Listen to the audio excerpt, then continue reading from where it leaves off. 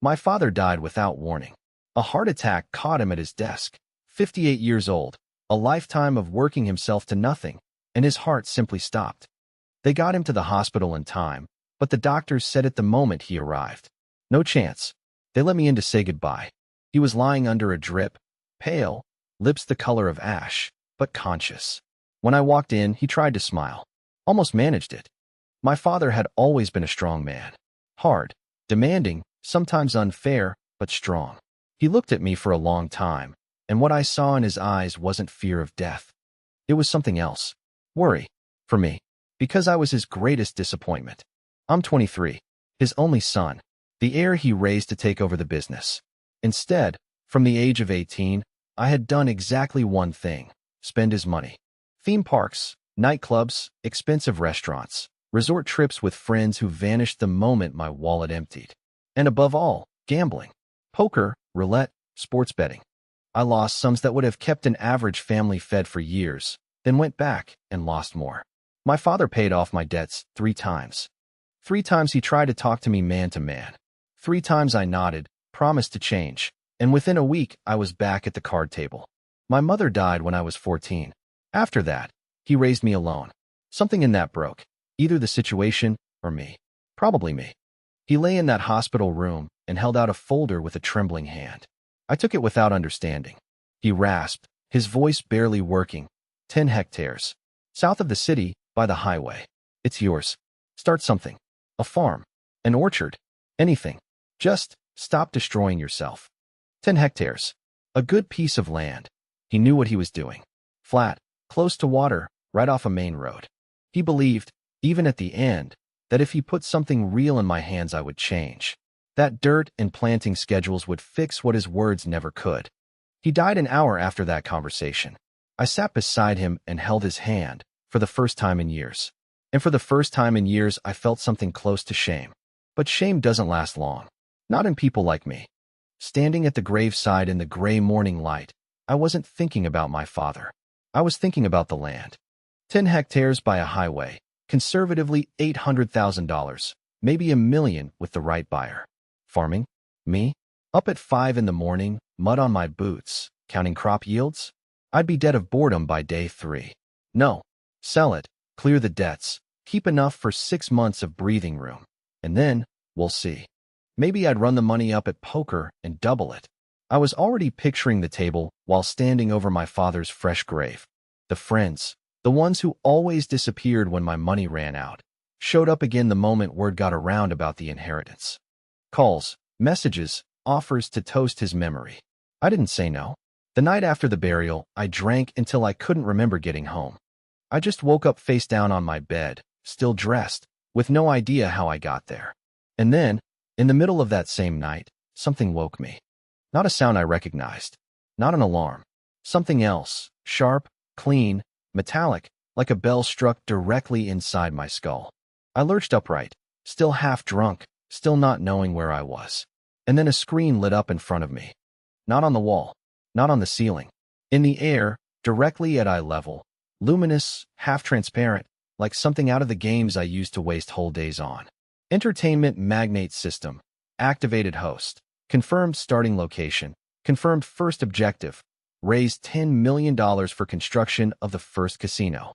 I stared at it and assumed I was having a breakdown. I passed my hand through the letters, felt nothing. The text didn't flicker. I was the one that felt unreal. Then the screen shifted. A hologram opened in front of me. A 3-dimensional map of a plot of land, rotating slowly. I recognized it immediately, even though I'd only seen it on paper. 10 hectares. His land. My land. But now it was overlaid with translucent outlines of structures, towers, pavilions, walkways, open plazas. A blueprint projected onto reality. Something enormous. I pinched myself. Nothing. I waited for it to fade. It didn't. The system waited with the patience of something that has no concept of hurry. And then, somewhere in my chest, something clicked. Fear and adrenaline arriving at the same moment. Because I understood, something genuinely interesting was happening. Something worth waking up for. A voice, not loud, not quiet, simply perfectly clear, spoke inside my head. The system. It explained the rules. The land my father left me wasn't going to become a farm. It was going to become entertainment. Casinos, arenas, hotels, restaurants, nightclubs, racetracks, everything that gives people pleasure and takes their money. Every completed building unlocks the next level. Every objective cleared brings rewards, technology, contacts, resources, capital. The end goal: turn 10 hectares of highway-adjacent farmland into the largest entertainment complex in the country. The system would help. Not do it for me, help. It knows which venues generate the most revenue by season. It knows which combinations of buildings amplify each other's returns. It has engineering blueprints, real ones, the kind architecture firms charge hundreds of thousands for. It will tell me exactly what to say in investor meetings. It will give me names, contractors, officials who can be persuaded, bankers willing to lend, designers, promoters, security firms. Everyone I'll need. And the first objective sat in front of me in clean, unblinking text. $10 million. For a casino. Me. The guy who yesterday was pricing up the land to clear his poker debts. The guy no bank in the country would let through the front door because my credit history looks like a list of war crimes. I sat on my wrecked bed, still in my funeral clothes, staring at the hologram of the plot my father gave me. For the first time in a very long time, I felt something other than boredom or the urge to play. I felt something turning on inside me. Something my father had probably spent his whole life trying to see in me and never got the chance. The land he left me for a farm was going to become something else entirely. He probably wouldn't have approved. Then again, who knows? What mattered was that I was finally going to build something. Just on my terms. Somewhere at the edge of my mind, while the system hovered and waited for my first move, a thought surfaced. $10 million isn't that much. If you know who to talk to, what to say, and how to say it. I looked at the hologram. I looked at it for a long time. All right, I said to no one. Show me everything. The screen expanded. We got to work. The system gave me 3 names. Not a speech, not a motivational push. Just 3 names, 3 addresses, and 3 time slots, written in the air in front of me like a to-do list from something that had already run the numbers and simply needed me to show up. I looked at the first name for a long time. Hayato, 61 years old. My father's business partner for over 2 decades.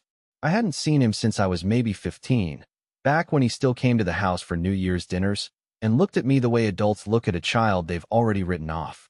The system's note next to his name was short. He will not give you money. Go anyway. That was either very honest or very stupid. I decided to find out which. Hayato's office was exactly what I expected from a man who'd spent 30 years building something real. Dark wood, no unnecessary furniture, a desk that probably cost more than my car. He looked up when I walked in and didn't stand. Kenji. Not a greeting. A confirmation that he recognized me and wasn't particularly pleased about it. Mr. Hayato. I heard about your father. He paused. I was at the funeral. I know. Thank you for coming. Silence. He waited. I'd thought about this on the drive over. The system had given me an opening line, a full script, beats and pauses mapped out like a stage direction. I'd read it twice. Then I put my phone away and decided to start without it. I'm going to build a casino on the land he left me. Then a hotel. Then more. I need $10 million in 60 days to break ground. I'm not here to ask you for the money. He raised an eyebrow. Just barely. Then why are you here? Because you knew my father for 23 years, and your name still opens doors mine doesn't. I want a letter of introduction. 3 names, people you trust who might look at this seriously. Hayato leaned back. Looked at me the way you look at something you're trying to find the flaw in. Your father left you farmland. My father left me an asset. I'm choosing how to use it. He wanted you to settle down. Build something modest. Something responsible. He wanted me to build something. I kept my voice even. He didn't specify the square footage. Another silence. Longer this time. Hayato's fingers moved once against the desk, the only tell he had. You have no credit history worth mentioning. No track record. No partners. And you want me to put my name behind you. Not behind me. Next to the project. I opened my folder and slid a single page across the desk, the system's site overview, rendered clean, architectural. I have the engineering plans. I have the land. I have a specific ask and a specific timeline. That's more than most people walk in here with. He looked at the page. Didn't touch it. Read it where it lay. I watched his eyes move across the numbers and said nothing. Then the system spoke, quietly, just for me.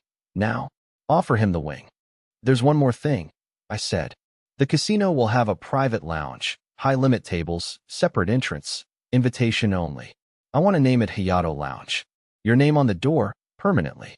3% of that wing's net revenue, every month, for as long as the building stands. No investment required. Just the letter. He looked up from the page. I waited. Hayato picked up the sheet, finally, and studied it properly.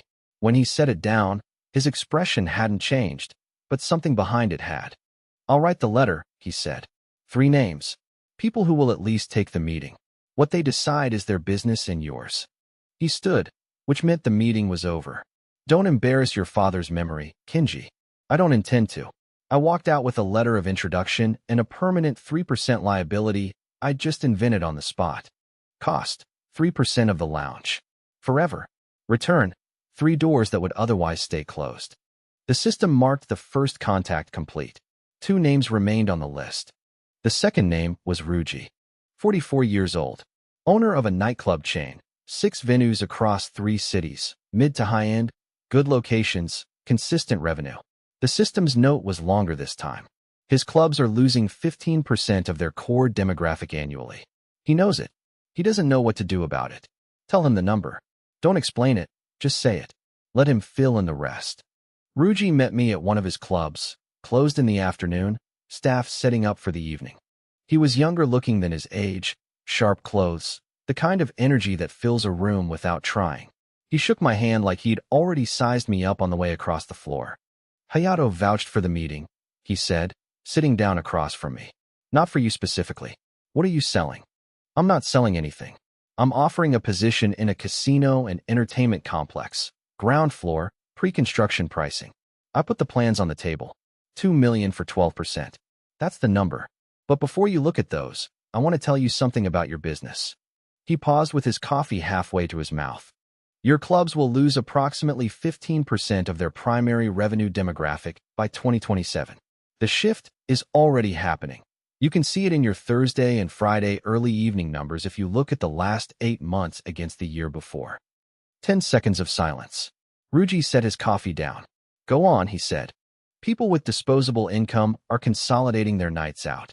One destination, multiple experiences, dinner, gaming, a show, a drink, a hotel room if they feel like it. Standalone clubs are losing that customer to integrated venues. Not because your clubs are bad. Because you're only one piece of an evening and they want the whole thing in one place.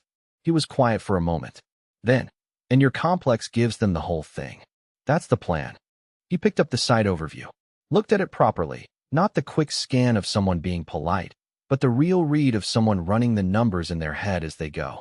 12%, he said. 12. Timeline. Casino open in 14 months. Hotel 6 weeks after that. What's your fallback if the licensing gets complicated?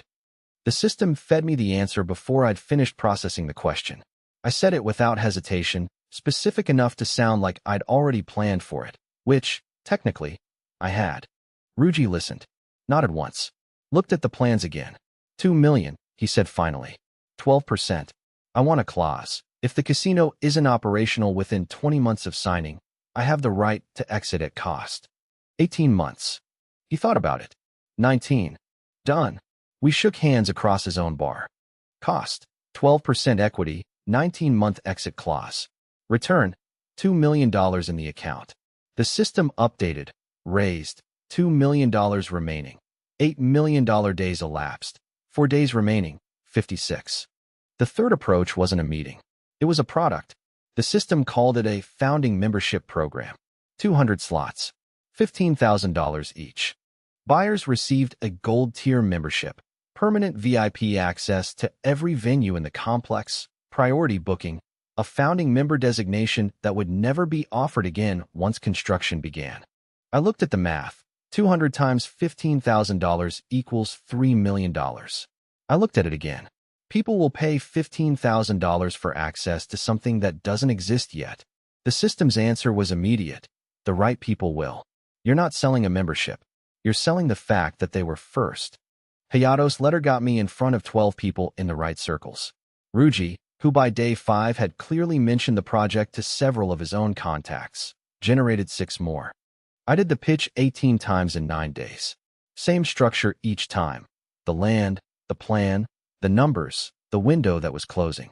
11 people said no. 7 said yes on the spot. 4 asked for a week and then said yes. 3 asked for more time, and I told them the allocation was nearly full, which, after the first 11, it actually was. Final count, 200 memberships. Sold out in 17 days.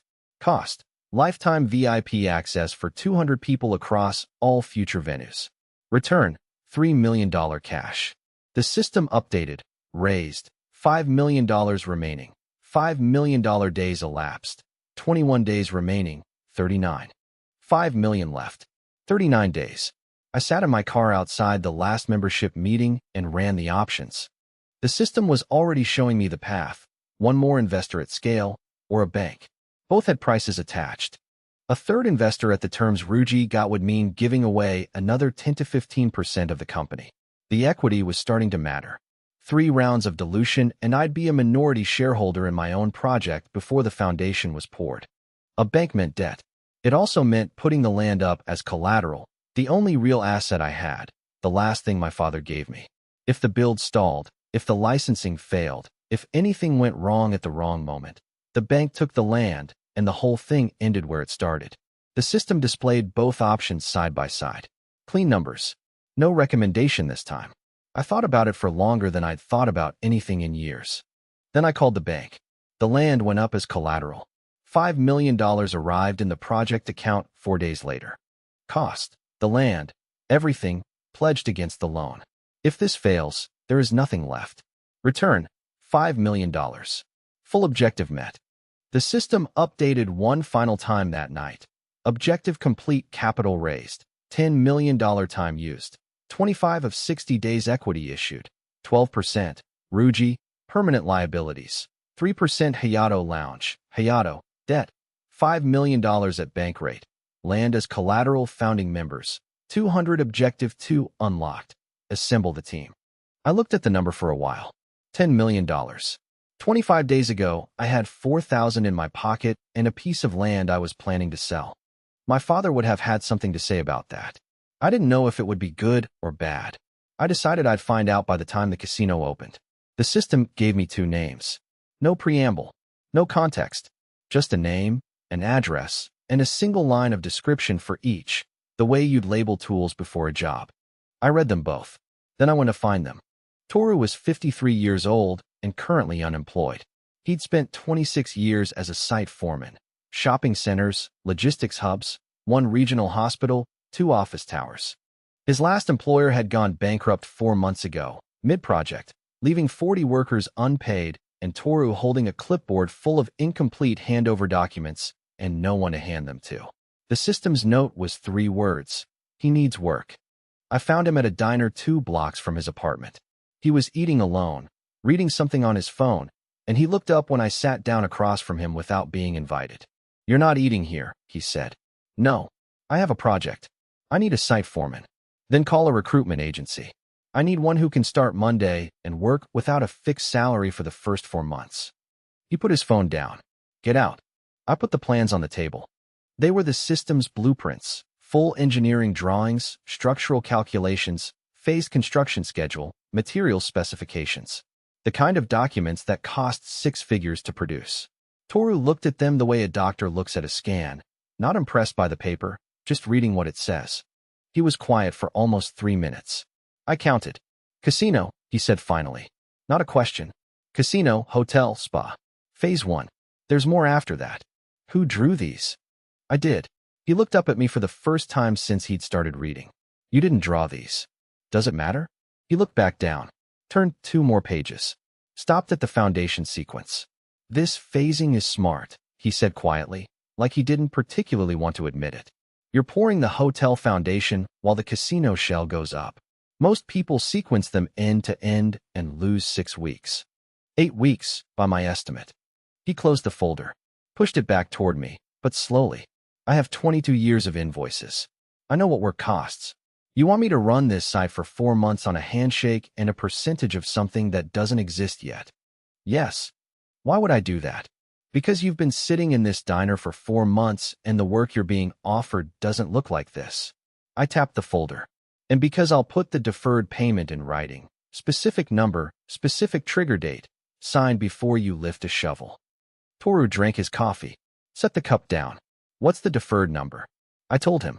The system had calculated it. Fair market rate for the full engagement, plus a 20% premium for the risk. He was quiet for a moment. Then, if you miss that date, I walk and you owe me the full amount immediately. Agreed. I want weekly budget reporting. Every Friday. If you go more than 8% over on any line item without telling me first, I walk. Agreed. And I run the site. Not you.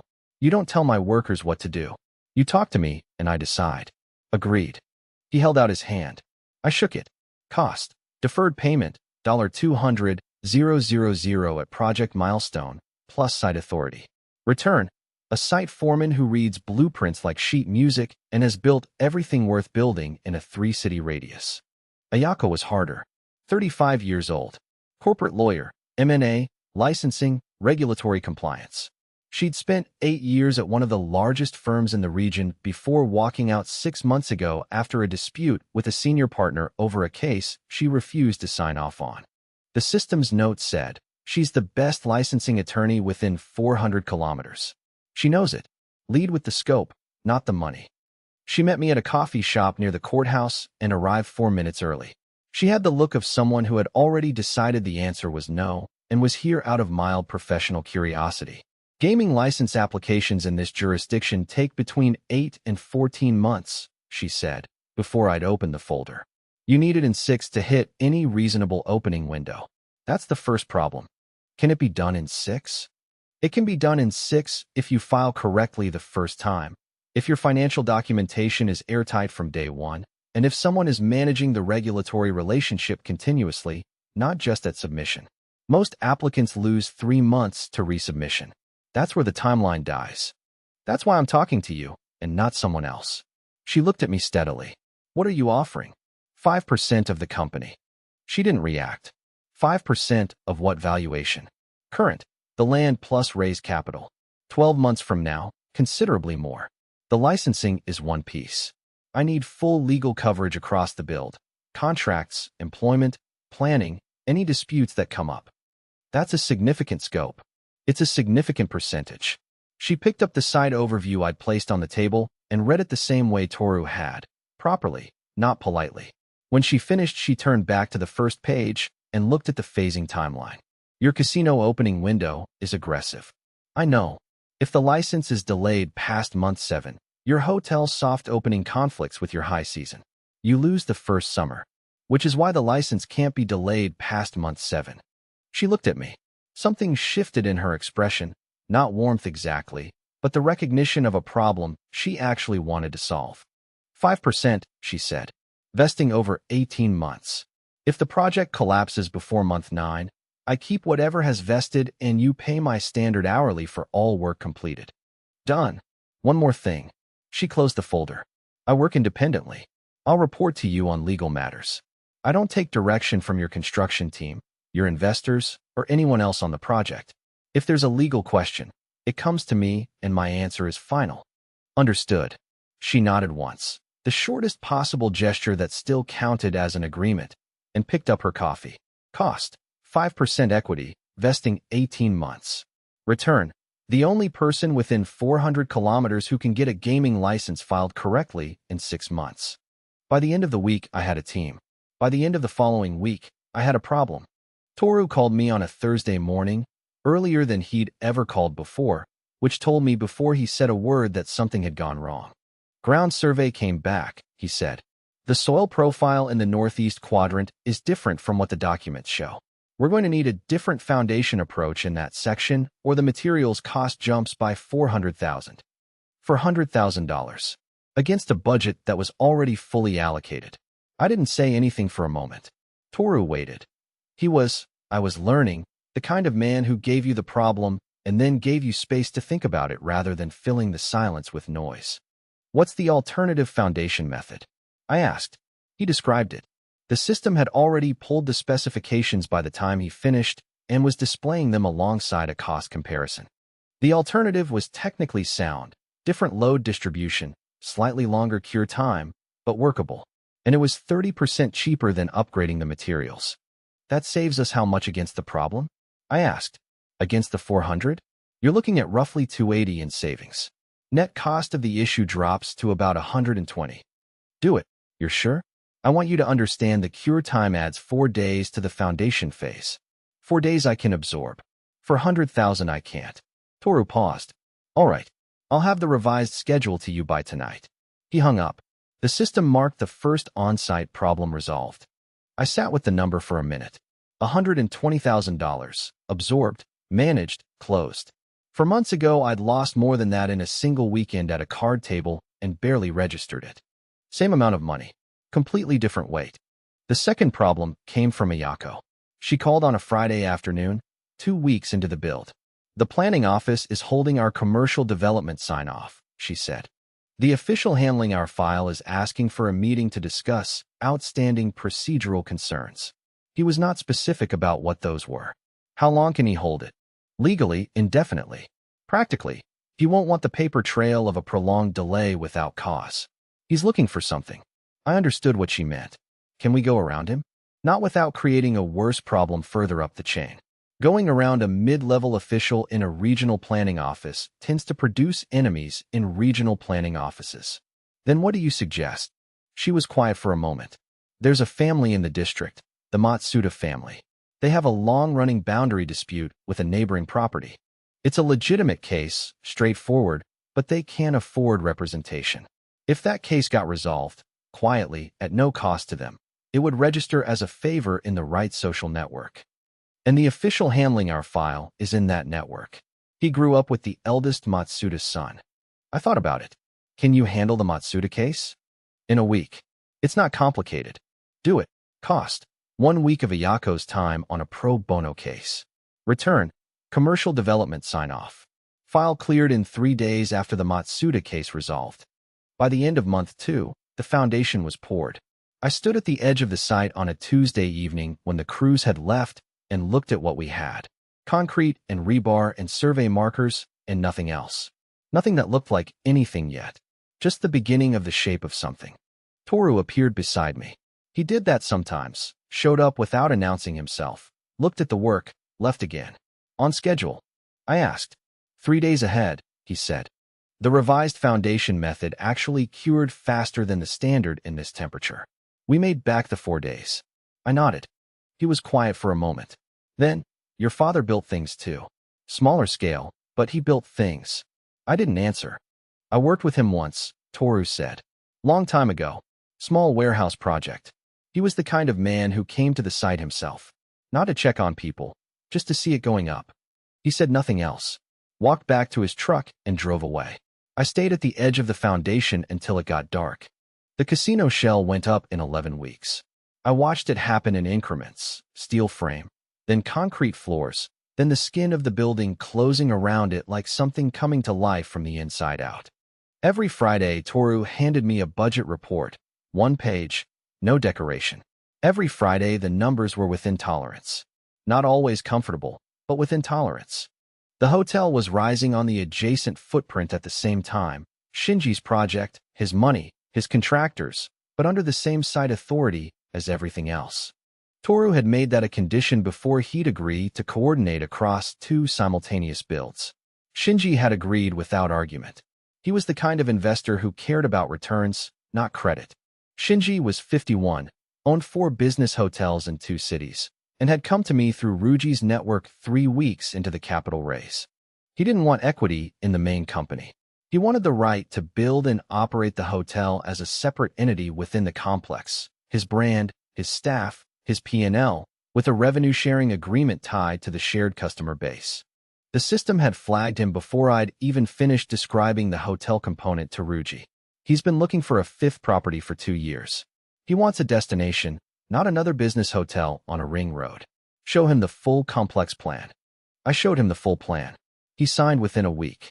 The spa was my addition, or rather, the systems, delivered as a note during the hotel design phase. Female guests spend 40% more per visit when a spa is present.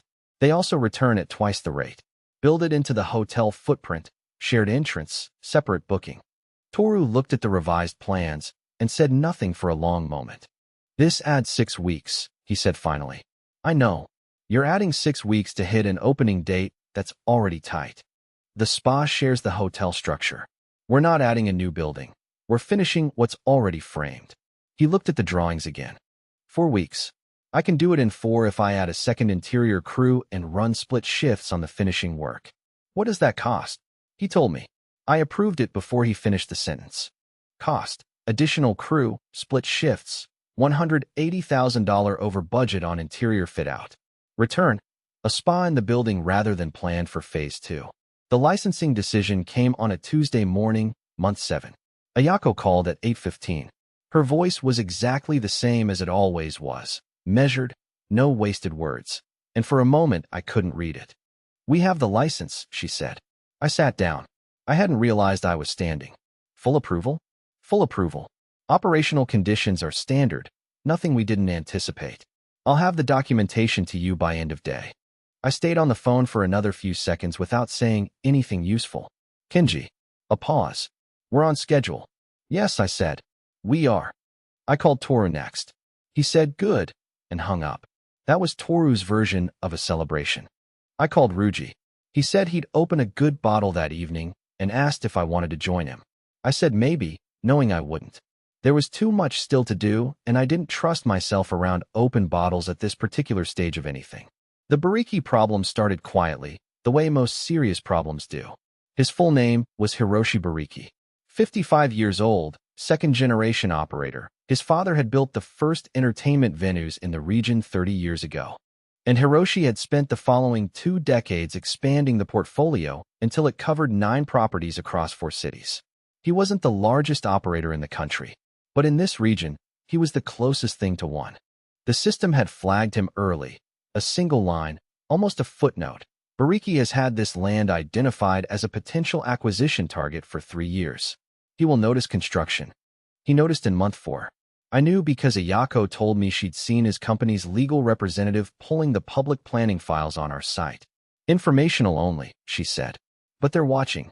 The first move came in month 8, 3 weeks before our target opening. Ayako called on a Wednesday. We have a problem.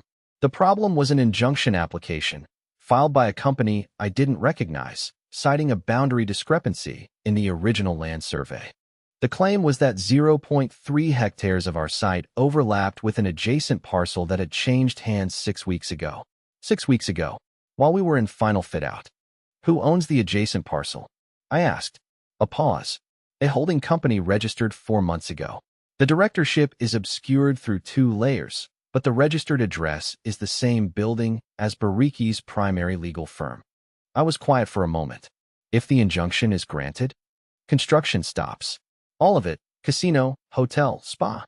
The court process takes a minimum of 6 weeks, more likely 12. You missed the opening window. Your founding members have a contractual right to request refunds after a 90-day delay. Ruji's exit clause becomes relevant. The bank reviews the collateral position. Everything, in other words. All of it, simultaneously. What do we have to fight it? The original survey is clean. The discrepancy he's citing is 0.3 hectares on a boundary that was formally established in the land registry 11 years ago. It's not a strong claim. She paused.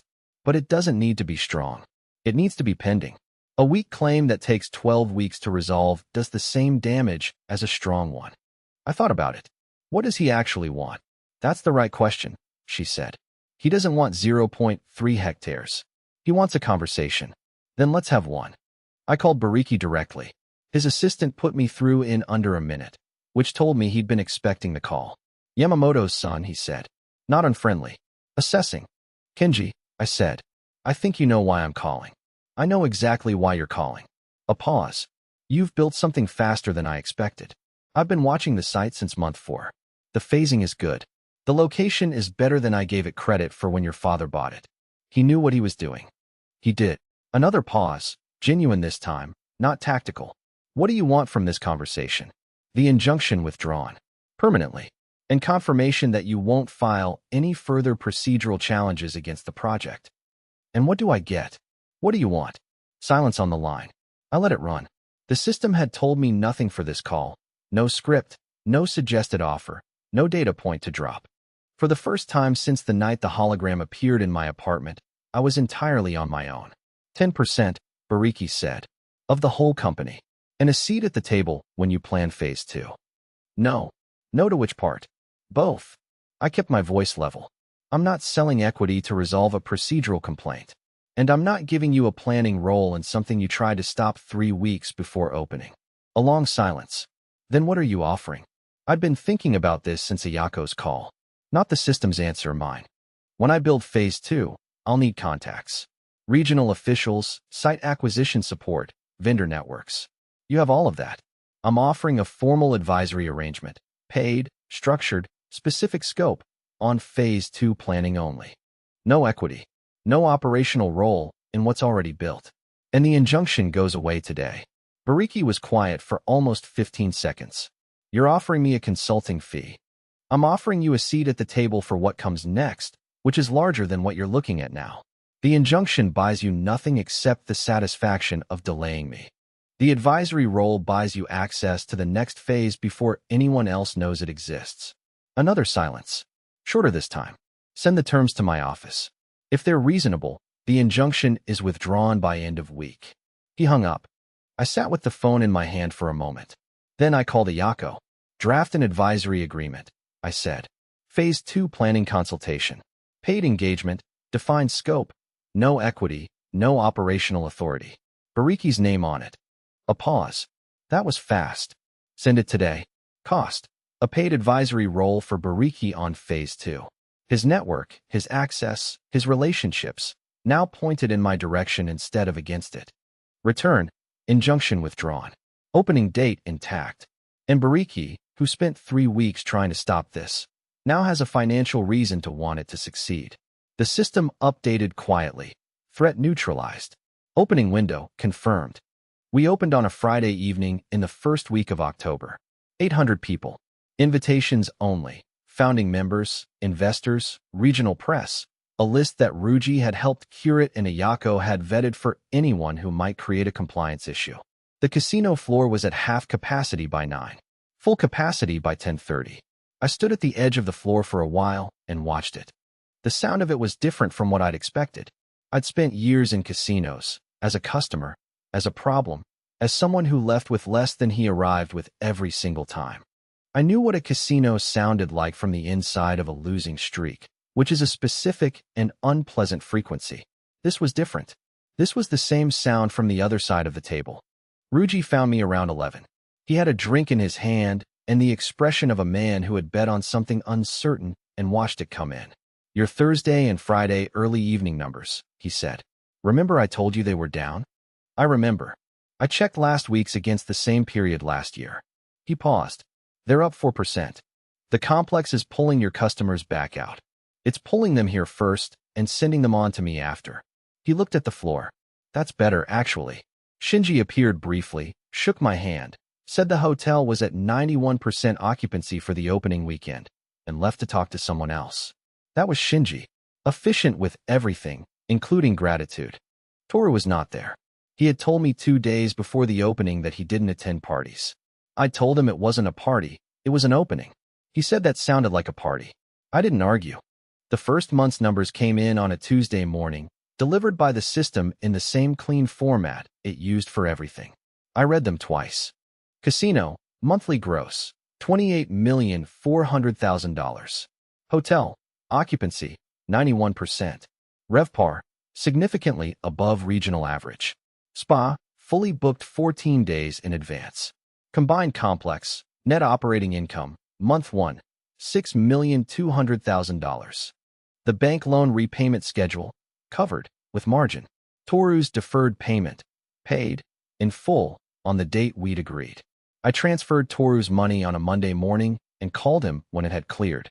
He picked up on the second ring. It's in your account, I said. A pause. I know. I checked. Thank you for the work. Another pause, longer.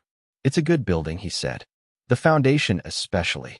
And then, because he was Toru, don't mess up the next phase. He hung up. I looked at the month 1 numbers for a while longer. Then the system lit up with a new notification. the first since opening night. Objective 2 complete. Casino, operational. Hotel, operational. Spa, operational. Net month 1 income, $6,200,000. Objective 3 unlocked. Horse racing facility. Minimum 4 hectares required. Current available land, 0. Acquire adjacent land to proceed. I looked at the site map. The complex filled every meter of available space. All 15 hectares, original 10 plus the parcels acquired during build, developed, occupied, running. For hectares, adjacent to the highway, adjacent to the complex, already in the system's plan. Currently owned by a 71-year-old farmer named Kikuchi who had lived on that land for 40 years and, according to the system's single line of background, had declined 2 previous acquisition approaches from other developers. I looked at the map for a long time. Then I want to find out what Kikuchi actually cared about. The system had almost nothing on Kikuchi. That was unusual. Every other name it had given me came with data, revenue figures, debt profiles, professional history, the specific pressure point that would make a conversation productive. Kikuchi got 3 lines, 71 years old, 40 years on the land, 2 previous acquisition approaches declined. No leverage. No angle. No script. I drove out to see him on a Wednesday morning, unannounced, because the system had no appointment to suggest.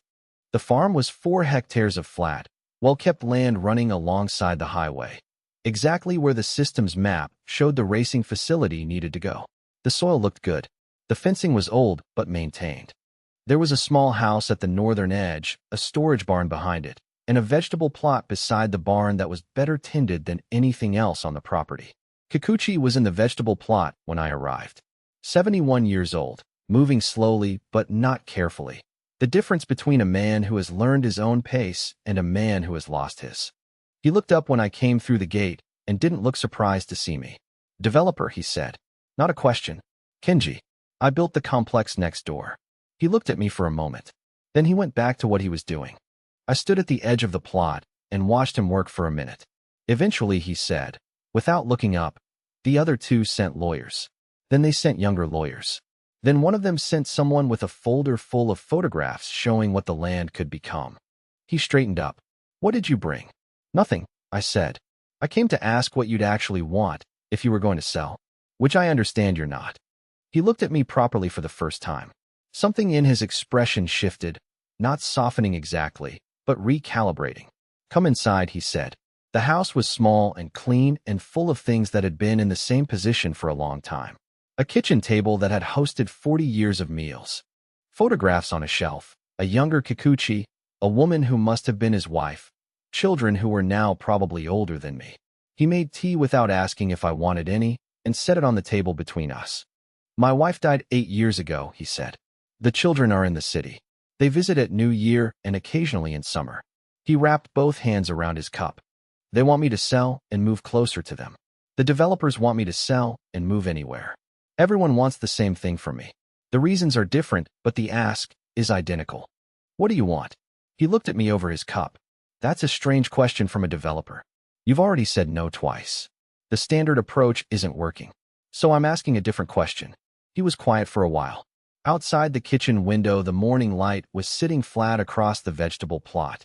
He looked at it the way people look at things they've looked at every day for decades, not seeing it exactly, just registering that it's still there. I want to stay involved in something, he said finally. I'm 71. I'm not ready to sit in an apartment near my children and wait to get older. I've worked this land my whole life. I understand how to tend things, how to read weather, how to keep animals healthy. If I sell and go, he stopped. I stopped being useful. That's what I don't want. I sat with that for a moment. The system was quiet. Whatever I said next was mine. The racing facility will need a stable operation, I said. 30 horses minimum, probably more as the facility grows. That means a stable manager, someone who understands animals, understands land, understands how to run an operation day to day. It's not a ceremonial role. It's real work, 6 days a week. He looked at me. I'd want the stable named after your family, I continued. Permanently, on the building, on the program, on every race day printed material. Kikuchi stables. And I'd want you in the role for as long as you want it, at a proper salary, with housing on-site if you want to stay near the land. Silence. You'd be selling the land, I said, but you'd still be working it, just in a different form. Kikuchi set down his cup, looked at the window again, looked back at me. What do I get for the land itself? I named the number, full market rate, assessed independently, no discount for a motivated sale. The system had given me that much, what the land was actually worth. He nodded slowly. Not agreement yet, just acknowledgement that the number was real. I'd want the stable management contract in writing before I signed anything on the land, he said. Separate document. Independent legal review. Of course. And I want a clause that says if the facility closes, the stable name stays on the building for whatever replaces it. Whatever it becomes, Kikuchi is on it. I thought about that for a moment. It cost me nothing. It meant something to him that I didn't fully understand, but recognized as real. Done, I said. He looked at me for a long time.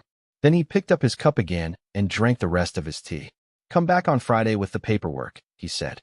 I'll have my lawyer look at it over the weekend. I drove back to the complex and called Ayako before I was out of his driveway. Cost, market rate land purchase, stable management salary, named building right in perpetuity. Return, for hectares. And a stable manager who has spent 40 years learning how to keep living things alive. The racing facility took 5 months to build. Toru ran it the same way he ran everything. Weekly reports, no surprises, a budget that moved with intolerances he'd set himself and defended like personal property. Kikuchi was on site from the second month, walking the stable footprint before the framing was even up, asking questions about drainage and ventilation that Toru couldn't answer without checking the drawings. They didn't like each other at first. Toru thought Kikuchi was in the way. Kikuchi thought Toru was building a machine instead of a place where animals would live. By month 3, they had reached the specific kind of mutual respect that develops between two people who are both right about different things. The partner for the racing operation was Haruki, 44 years old, third-generation horse breeder, a man whose family had been in this industry longer than the regional regulatory framework that governed it. He came recommended by the system, but arrived already knowing about the facility through the regional breeding community, which had apparently been discussing it since planning approval went public. You're building a compact track, he said at our first meeting, looking at the layout. 8,000 meters.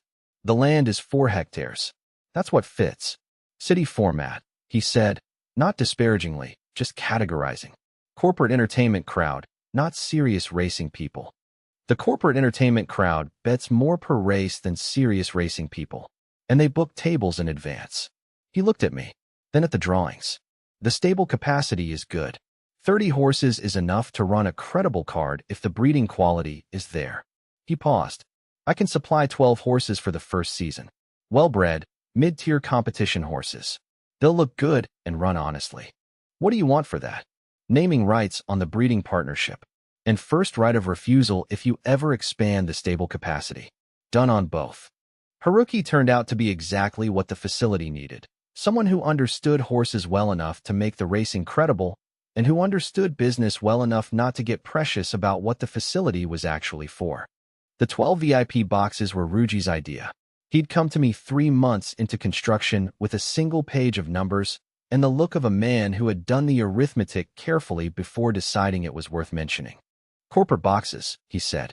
Annual lease. You sell the year up front, not the individual race days, the whole season. The box holder gets 12 race days, plus private access for events between race days. You put the page on the table. At this lease rate, 12 boxes covers 30% of the facility's annual operating cost before you've sold a single general admission ticket. I looked at the number. You've thought about this. I've been in the events business for 15 years. The people who spend serious money don't want to buy individual tickets. They want a place that's already theirs. He paused. Same psychology as your founding memberships. You already understand it. The boxes went to pre-sale before the track surface was laid. All 12 sold in 3 weeks. 6 to corporate clients Ruji brought directly. For the founding members who had been waiting for the next thing to invest in, 2 to contacts Bariki's advisory network quietly surfaced without being asked. That last part was interesting. Bariki hadn't said anything about it. The 2 clients had simply appeared through channels that traced back to his network. He was, apparently, making himself useful in his own way and on his own schedule. I noted it. Did not comment on it. The online betting platform went live the same week the track opened. That had been the system's most insistent addition to the plan. Not the track, not the boxes, not the horses. The platform. The track generates revenue from attendance, the system had said during planning. The platform generates revenue from everyone who can't attend. Your catchment area for online betting is not 4 hectares. It is everywhere. I'd asked Ayako to map the licensing requirements for online wagering 6 months before opening. It was complicated, multiple regulatory jurisdictions, technical compliance requirements, a separate license application running parallel to everything else. She'd handled it without drama, which was her way of handling everything. The platform launched with the first race day. 43,000 registered users by end of week 1, most of them having found the platform through the live stream of the opening card, which the system had insisted on broadcasting for free. "You're giving away the broadcast?"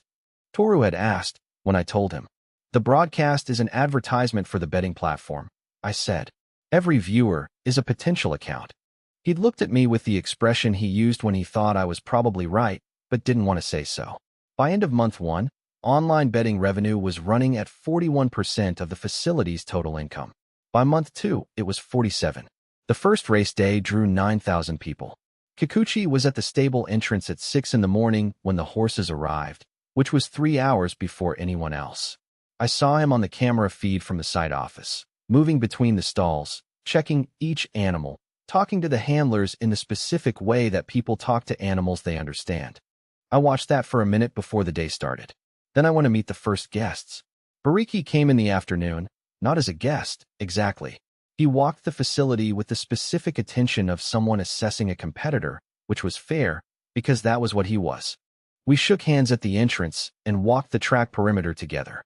"The box take was strong," he said. "I heard the pre-sale went in 3 weeks." It did. "The online platform is smarter than I expected." He paused. "I expected a track. You built a betting operation with a track attached." "The system suggested it."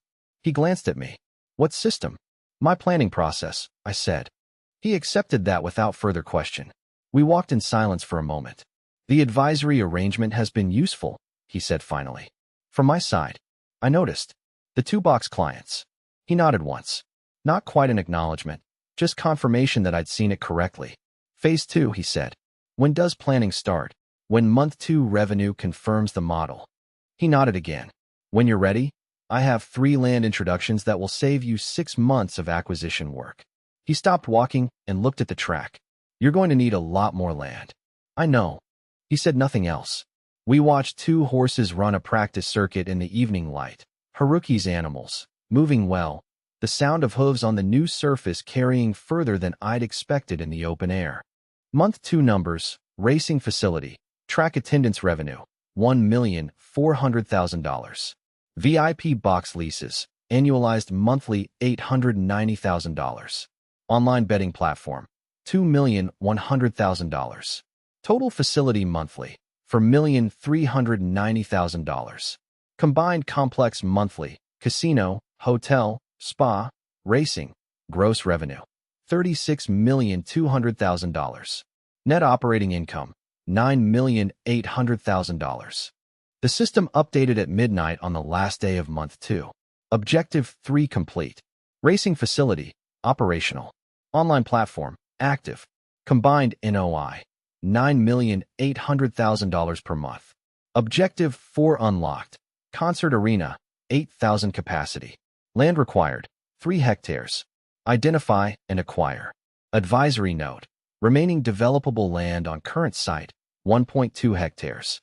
Land acquisition required before arena construction can begin. I looked at the site map for a long time. The system was right, as it generally was about things that could be measured. The complex was almost full.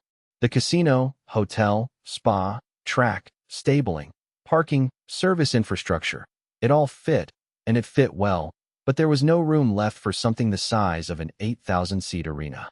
Which meant the next phase wasn't just a new building. It was new land. More of it. In the right place, at the right price, before anyone else understood what it was going to be worth.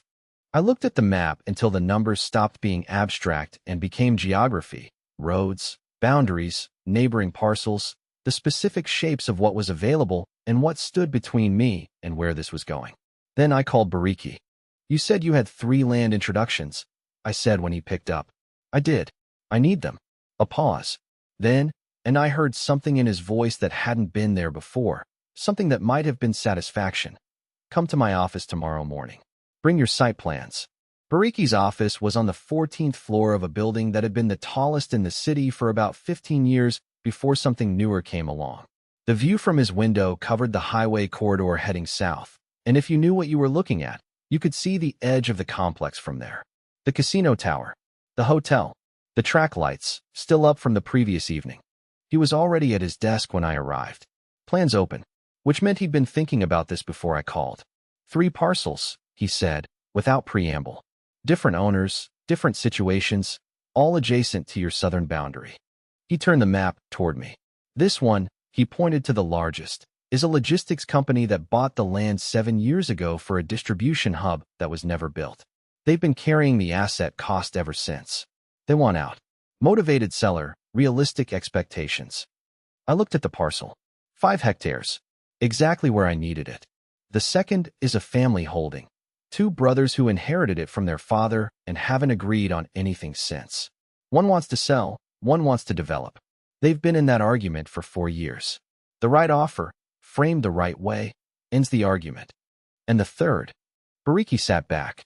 The third is complicated. I waited. It's 2 hectares, directly between your eastern fence and the logistics parcel. Without it, you have 2 separate land pieces that don't connect. With it, everything runs together. He paused. It's held by a woman named Mickey Ando, 63 years old. She bought it 12 years ago as an investment and has been waiting for the right moment to sell. The complication is that she's had 2 offers in the past 18 months, both above market, and declined both. Why? I don't know, Bariki said. And I tried to find out. That was unusual enough to register. Bariki struck me as a man who generally found out what he wanted to find out. How much total land across all 3? I asked. 11 hectares if you get all of them. I looked at the map. 19 current hectares plus 11 new ones, 30 hectares. Enough for the arena, the restaurants, the second hotel. Enough to begin building something that looked less like a complex and more like a destination. I'll take the logistics company first, I said. Clean transaction, motivated seller. That one closes fastest. Then the brothers. Ando last, once I understand what she actually wants. Bariki nodded. I'll make the introductions today. The logistics company CFO is expecting your call. I stood to leave. Then, why are you helping with this? The advisory arrangement covers consultation. This is more than consultation. He looked at me for a moment. I have 5% of Zone 2, he said. Zone 2 doesn't exist until you have the land for it. He said it simply, without embarrassment, just the clean logic of a man who understood where his interests sat. Also, he paused. You're building something I would have built if I'd moved faster 3 years ago. There's a version of this where I'm sitting across the table from you as competition. This version is more interesting. I left without answering that. There was nothing useful to say. The logistics company took 11 days to close. Their CFO was a precise, tired man named Oda who had been explaining to his board for 3 years why the land hadn't generated a return. The conversation lasted 40 minutes and spent maybe 5 of them on actual negotiation. He wanted out. I wanted in. The price was slightly above his carrying cost, which was below market, which meant I got 5 hectares at a number that would have been impossible without Bariki's introduction framing the context before I arrived. Cost: below market acquisition, structured settlement over 90 days. Land acquired: 5 hectares. The brothers, Daisuke and Fumio Nakano, took longer, and not because of the money. They met me together, which immediately made the dynamic complicated in the way that 2 people who disagree about everything are complicated when they're in the same room. Daisuke, the one who wanted to sell, was 61 and visibly relieved to have a concrete offer on the table. Fumio, who wanted to develop, was 58 and visibly unhappy about everything, including the chair he was sitting in. I let them talk to each other for about 10 minutes before I said anything. The system had no specific guidance. I watched the shape of the argument and waited for the thing that was actually underneath it. It wasn't about the land. Fumio didn't want to develop the land. He wanted to have been the one who developed it. Or more precisely, he didn't want his brother to get credit for a decision that turned out well. 40 years of a specific family dynamic concentrated into 4 hectares of disputed inheritance. I have a role, I said, when there was a pause long enough to enter. Not a token role, a genuine one. The arena we're building on the adjacent parcel will need a general manager for event operations, someone who can run the facility day to day, manage the booking calendar, handle vendor relationships. It's a real job. Salary, title, operational authority within defined scope. I looked at Fumio. I'm offering it to you. He looked at me, then at his brother, then back at me. Why me? Because you understand what it means to build something, and you'd rather be inside that process than outside it watching someone else do it. I paused. I could be wrong about that. He was quiet for a long moment. Daisuke said nothing, which was smart of him. What's the operational scope? Fumio asked. We talked for another hour. By the end of it, he had a job offer in writing, and his brother had a signed heads of agreement on the land sale. Cost, for hectares at market rate, general manager salary for Fumio. Return, for hectares, and an arena operations manager who has a personal stake in making the facility succeed. That left Miki Ando. She agreed to meet me at a restaurant near her apartment, her choice of venue, which told me something. People who agree to meet at your office are on your ground. People who pick a neutral place are negotiating from the start. She was 63, precisely dressed, and had the particular composure of someone who has been comfortable with silence for a long time. She ordered tea, waited for me to sit, and then said, "You've bought the logistics parcel and the Nakano land. Without my 2 hectares, your acquisitions don't connect." That's correct. So you need mine more than you needed theirs. Also correct. She looked at me steadily. Then why are you smiling? Because you already know all of this and you're telling me anyway, I said. Which means you're not trying to hide your position. Which means you're not playing for the highest possible price. You want something specific, and you want to see if I'm the kind of person who will give it to you. A pause.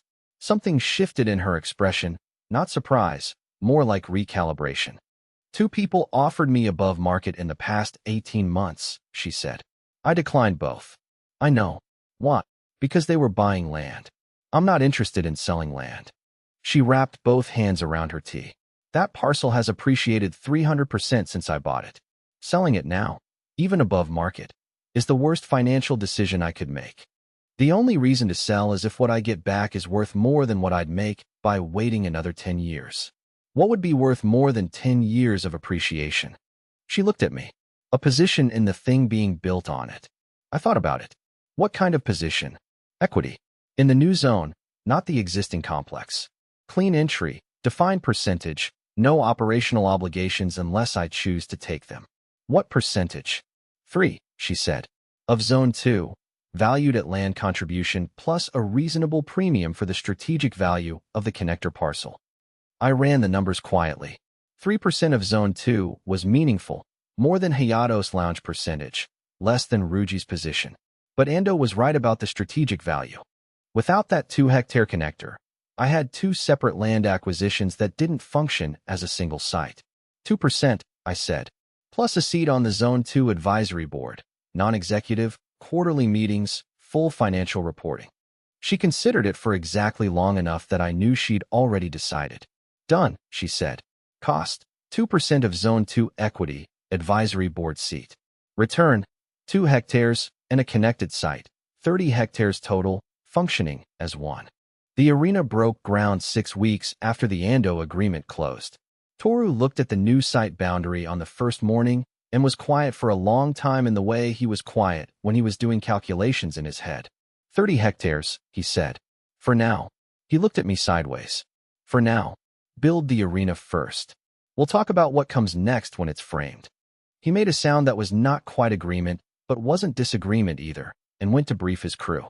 Saito arrived 3 days after groundbreaking, which was precisely when I'd asked him to come and precisely the kind of punctuality I was learning to expect from him.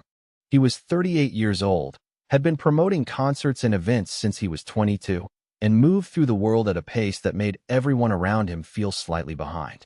He talked fast, thought faster, and had the specific gift of knowing, with what seemed like genuine instinct, which artists would fill a room and which ones would leave 300 empty seats at the back. He walked the construction site in a hard hat and good shoes, which was exactly the combination you'd expect from someone who understood both the creative and commercial sides of the business. 8,000 seats, he said, looking at the footprint. In-stage configuration, in-stage primary, with a floor section that converts for standing events. You can run it seated at 8,000 or standing at 11. He stopped walking. Standing at 11 is a different conversation. That's a national touring size. I know. He looked at the site for a moment. If you can genuinely deliver 11,000 standing, I can put names in here that don't currently have a venue in this region. He turned to face me. There are 4 artists in the current touring cycle who are skipping this whole area because there's nowhere appropriately sized to play. There will be in 7 months. He looked at me the way people look at things they're deciding whether to believe. What do you want from me? He asked. I want you to run the booking calendar, manage the production relationships, and build the event program for the first 2 years. Exclusively, you don't take outside bookings that conflict with arena availability. That's a significant commitment. It's a significant opportunity. I paused. You've been the promoter for 15 years. You've made other people's venues successful. This one can have your name attached to how it runs, not just which shows you bring in. He thought about that. What's the structure? We negotiated for 40 minutes. He came in on a performance-based arrangement, a base retainer against a percentage of event gross above a defined threshold. If the arena underperformed, he made less.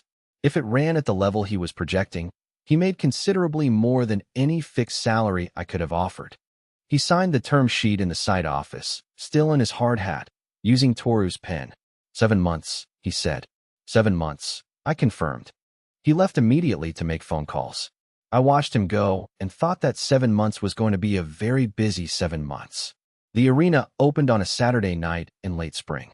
The first act was a regional artist, Sato's deliberate choice, not the biggest name he could book, but one with a local following deep enough to fill the room without the risk that comes with a national headline act on an untested venue. 8,000 people. Full house. I stood at the back of the floor during the second half of the set and listened to the sound of 8,000 people in a room that had been a construction site 7 months ago. The acoustics were correct. Toru had overseen 3 rounds of acoustic testing that he described to me in more technical detail than I could entirely follow, but the result was audible. The room sounded like a room that was built to sound like this. Fumio Nakano was in the production office that night, managing the operational flow with the specific intensity of a man who has been given something real to do and intends to do it correctly. I checked in with him twice during the setup day. Both times he'd waved me off, not rudely, just with the particular focus of someone in the middle of actual work. Saito was everywhere and nowhere simultaneously. On the floor, then backstage, then at the production desk, then talking to someone near the bar. He had the movement pattern of someone who had been doing this for 15 years and had learned exactly where to be at every moment of an event. After the show, he found me near the exit and handed me a folded piece of paper. Revenue summary for the night, ticket sales, bar, merchandise split. I unfolded it and looked at the number. That's 1 night, he said. The second booking is in 3 weeks. Larger name. I've had 4 more inquiries since we announced the opening capacity. The 11,000 standing. The 11,000 standing, he confirmed. That number travels in this industry. Month 1 arena numbers, 3 events. 1 sold out, 2 at 93% capacity. Total event revenue, $3,100,000. Bar and hospitality, $890,000. Combined arena monthly, $3,990,000. Combined complex monthly, all facilities, gross revenue, $42,800,000. Net operating income, $13,200,000. I looked at those numbers for a long time. $13.2 million. Net. Monthly. 15 months ago, I had $4,000 in my pocket and a piece of land I was planning to sell to clear gambling debts. The system updated quietly. Objective 4 complete. Arena. Operational. 8,000 seated / 11,000 standing. Land. 30 hectares. Combined NOI. $13,200,000 per month. Objective 5 unlocked. Expand food and beverage. Minimum 6 restaurant and bar concepts across the complex. Current count, 3. Secondary note. Current land utilization at 30 hectares, 71%. Remaining developable area insufficient for planned Phase 2 structures. Recommend initiating major land acquisition before further construction. Recommend minimum 100 hectares in surrounding area. I read that last line twice. 100 hectares. The current complex was 30. The system was telling me to acquire more than 3 times what I already had. Not for one building, not for one facility, but for what came after all of that. I pulled up the regional land registry on my laptop and looked at the map for a long time. The complex sat in the middle of the screen. Around it, in every direction, were parcels of various sizes with various owners in various situations. 100 hectares. I thought about Kikuchi's vegetable plot and the 40-year-old fence and the way he'd said, everyone wants the same thing from me, and how the answer had been to want something different. I thought about Fumio Nakano wanting to have built something, not just sold something. I thought about Miki Ando knowing exactly what her land was worth and waiting for someone who understood that too. 100 hectares meant more of those conversations. More Kikuchis and Nakanos and Andos. People with land and reasons and histories I'd need to understand before I could offer them anything worth taking. I called Bariki at 11 at night. He picked up on the second ring, which told me he didn't go to sleep early. Zone 2, I said. I need to start planning it seriously. 100 hectares surrounding the current site. A pause. I assumed this call was coming. Another pause. I have someone you should meet. A land acquisition specialist. She's worked regional consolidation for 20 years. Discreet, effective, and she understands that you don't show your full hand on day one. Set up the meeting. Tomorrow morning? Tomorrow morning. I hung up and looked at the site map one more time. 30 hectares had felt like an enormous amount of land when I was standing at Kikuchi's fence trying to figure out how to ask for 4 hectares without sounding like every other developer who'd knocked on his door. Now it looked small. The land acquisition specialist's name was Yuna Ishida, 44 years old. She had spent 20 years doing exactly one thing, buying land that other people didn't know was for sale yet, on behalf of clients who didn't want anyone to know they were buying. She came recommended by Bariki with a single sentence. She's never lost a consolidation, which I understood to mean she had never started an acquisition process and failed to close it. She arrived at my office with a regional land map already marked up. Not the standard registry map, a working map, covered in annotations in 3 colors, with small numbered flags on individual parcels. She had done this before our meeting. 31 parcels, she said, laying it flat on the table. Vithya. To reach 100 hectares in a contiguous block around your current site, you need some combination of these. Some are straightforward. Some are complicated. 3 are what I'd call structurally difficult. I looked at the map. The complex sat in the center. Around it, the parcels spread outward like an irregular mosaic. Different sizes, different shapes, different distances from the boundary. How long? I asked. To close all of them? At a pace that doesn't signal what you're doing, 14 months. If you move faster, word gets out that someone is consolidating, and the remaining sellers reprice against your interest. What if we move on the straightforward ones first and build toward the difficult ones? She looked at me with the expression of someone who has had this conversation before. That's the only way to do it. The difficult ones get easier once the surrounding land has transacted. Holdouts lose leverage when they're the last parcel standing, and the 3 structurally difficult ones. She tapped 3 flags on the map, one to the north, one to the east, one directly south of the current boundary. These 3 I'll need time on. The northern parcel is held in a family trust with 6 beneficiaries across 3 cities. Getting 6 people to agree on anything takes as long as it takes. The eastern parcel has an environmental flag from a drainage survey 8 years ago, probably manageable, but it needs a specialist assessment before we can move. The southern one, she paused. The southern one is Bariki's. I looked up. He owns 8 hectares directly south of your current fence line, she said. It's the largest single parcel adjacent to your site, and the most strategically valuable. Without it, your southern expansion has to route around a significant gap. He didn't mention it. No, she said. He wouldn't. I thought about that for a moment. Bariki, who had surfaced land introductions and box clients, and a specialist who immediately identified his own parcel as the key piece of the puzzle. Either he was maneuvering carefully toward a specific ask, or he was waiting to see if I'd find it myself. Leave his parcel for last, I said. Run the rest of the process. When we're at the point where his 8 hectares is the final piece, I'll have that conversation. Yuna nodded. She folded the map with the precision of someone who keeps organized records and said, I'll need a clean acquisition entity, separate legal structure, no visible connection to the complex. Buyers with obvious development interest pay a premium. Buyers who look like passive investors pay market. Talk to Ayako. She'll set it up. She left. I looked at the marked-up map for a long time after she was gone. 100 hectares. 14 months. 31 conversations. The restaurants came while the land acquisition ran in the background. The system had flagged the food and beverage gap clearly. 3 concepts for a complex doing $42 million a month in gross revenue was underdeveloped. Guests were leaving the site to eat. Every meal taken off-site was a customer who had stopped spending. I added 3 new concepts over 4 months, sequenced to open as each space became available in the existing footprint. The first was the street food hall. Yoshi's idea, technically, though he'd framed it as a question rather than a suggestion. Yoshida was the Michelin chef I'd brought in for the fine dining restaurant, and he'd been watching the guest flow since opening with the particular attention of someone who understands where money moves. The guests leaving the casino at midnight, he said one evening, when he'd asked to speak to me after service.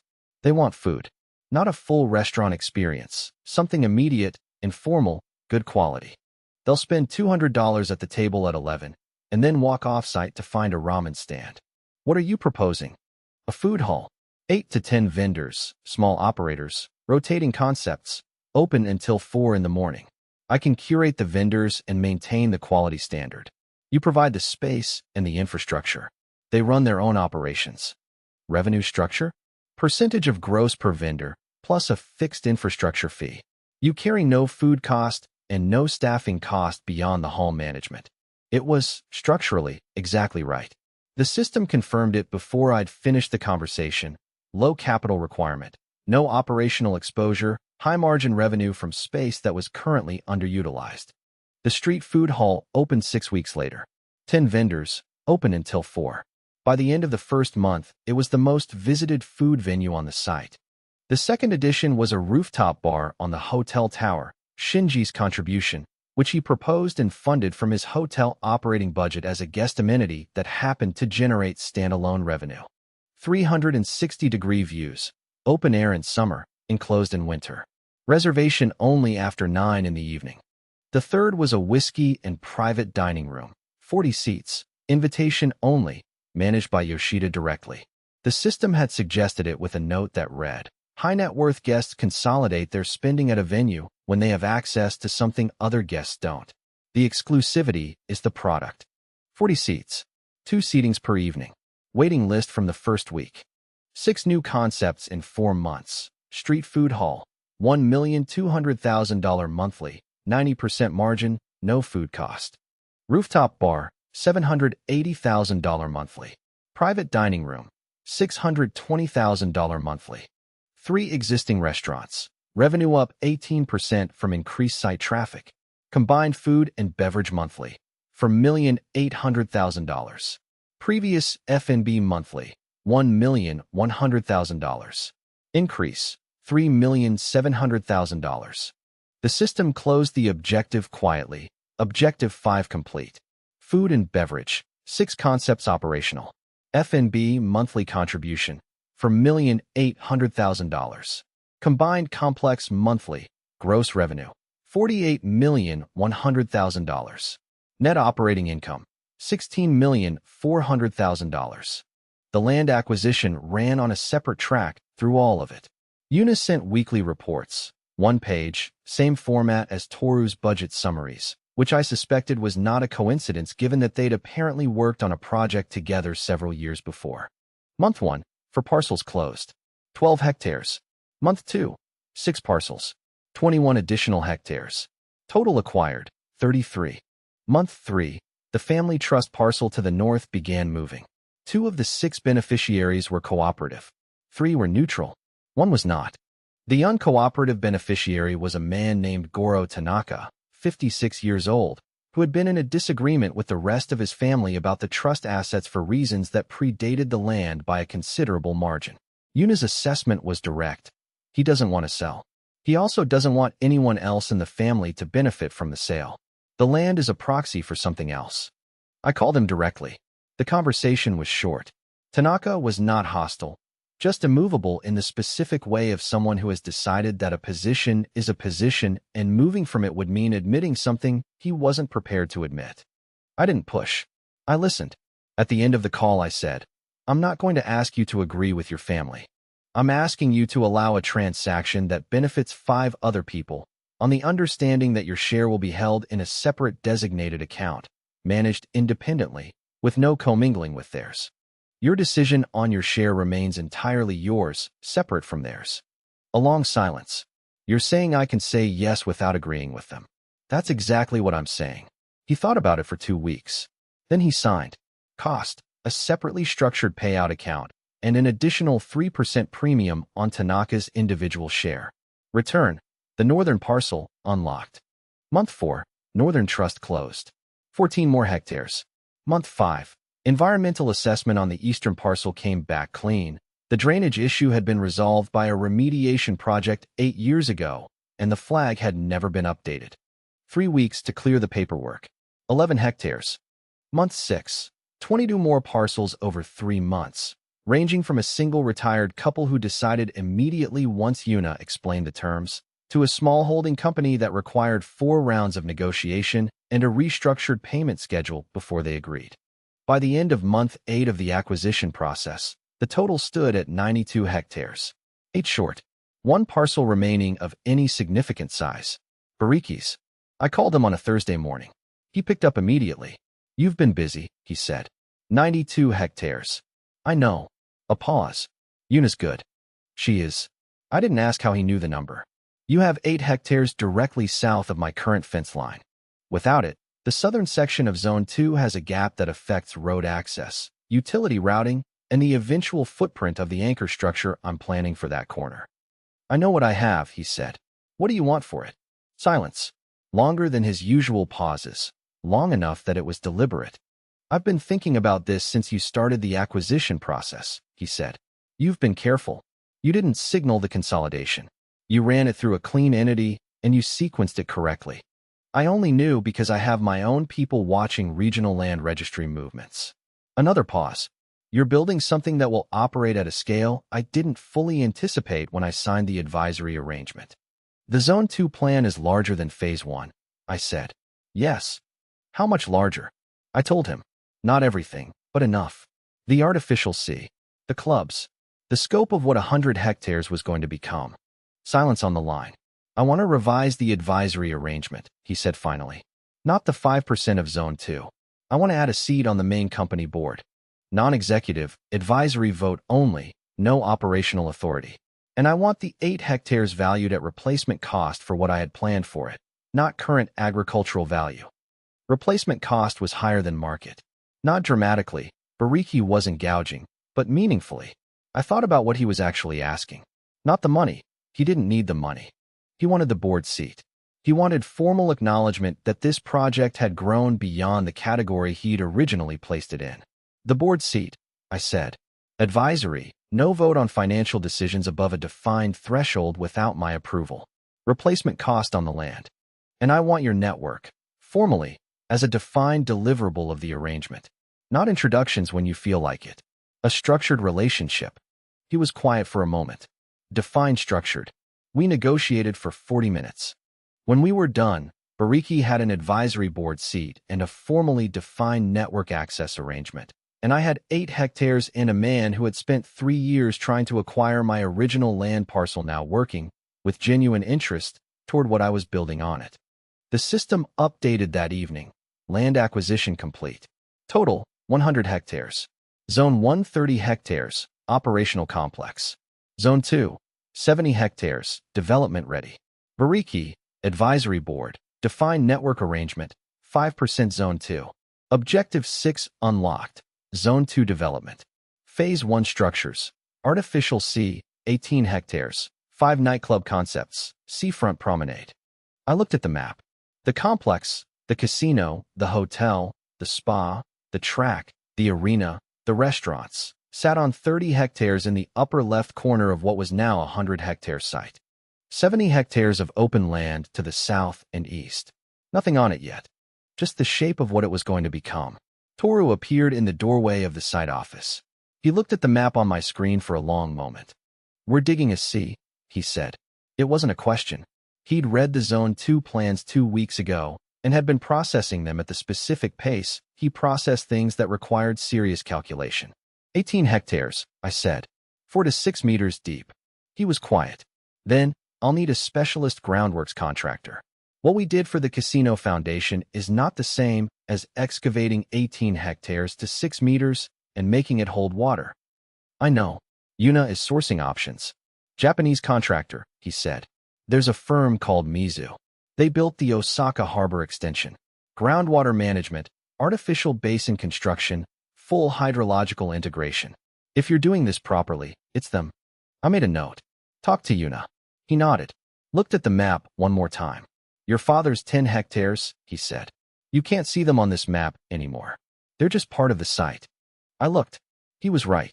The original parcel, the farmland that had started all of this, was somewhere in the upper section of the current 30 hectares, indistinguishable from everything built around it.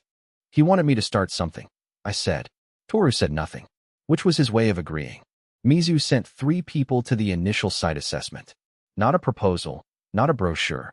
3 people, in boots, who spent 2 days walking the 70 hectares of Zone 2 with survey equipment and said almost nothing to anyone while they did it. The lead engineer was a woman named Sato Emi, 51 years old, who had overseen the Osaka Harbor extension and 2 artificial lake projects in Southeast Asia and moved across rough ground with the unhurried confidence of someone who has spent most of her career outdoors. On the 3rd day, she came to the site office and put her own map on the table next to mine. The ground profile is better than I expected, she said. You have a natural depression running through the central zone, 6 to 8 meters below grade across most of the planned basin footprint.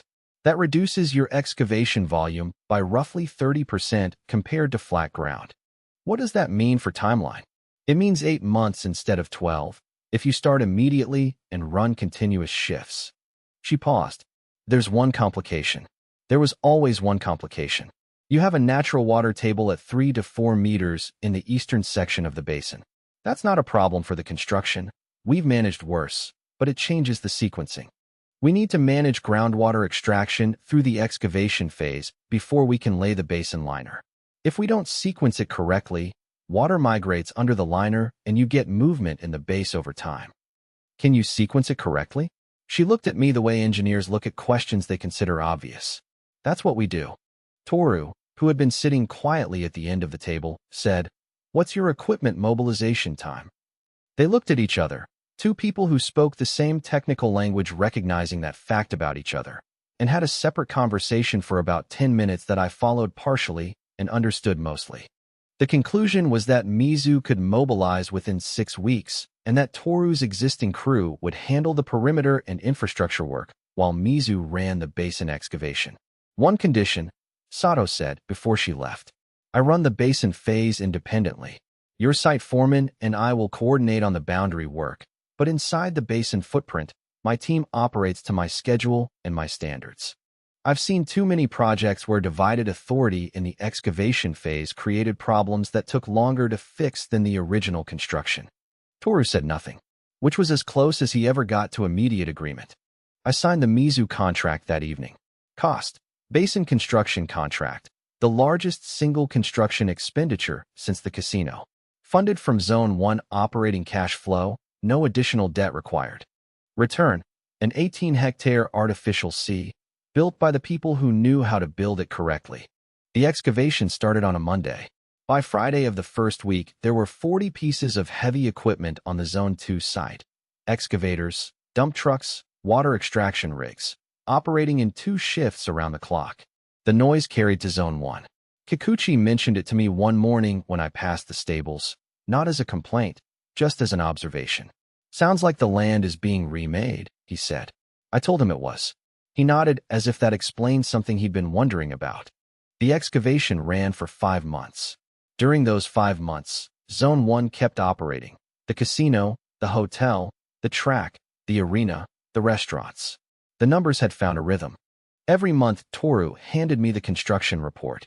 Every month, the system updated the Zone 1 figures.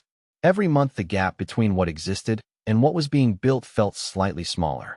Month 2 of excavation, basin 40% complete.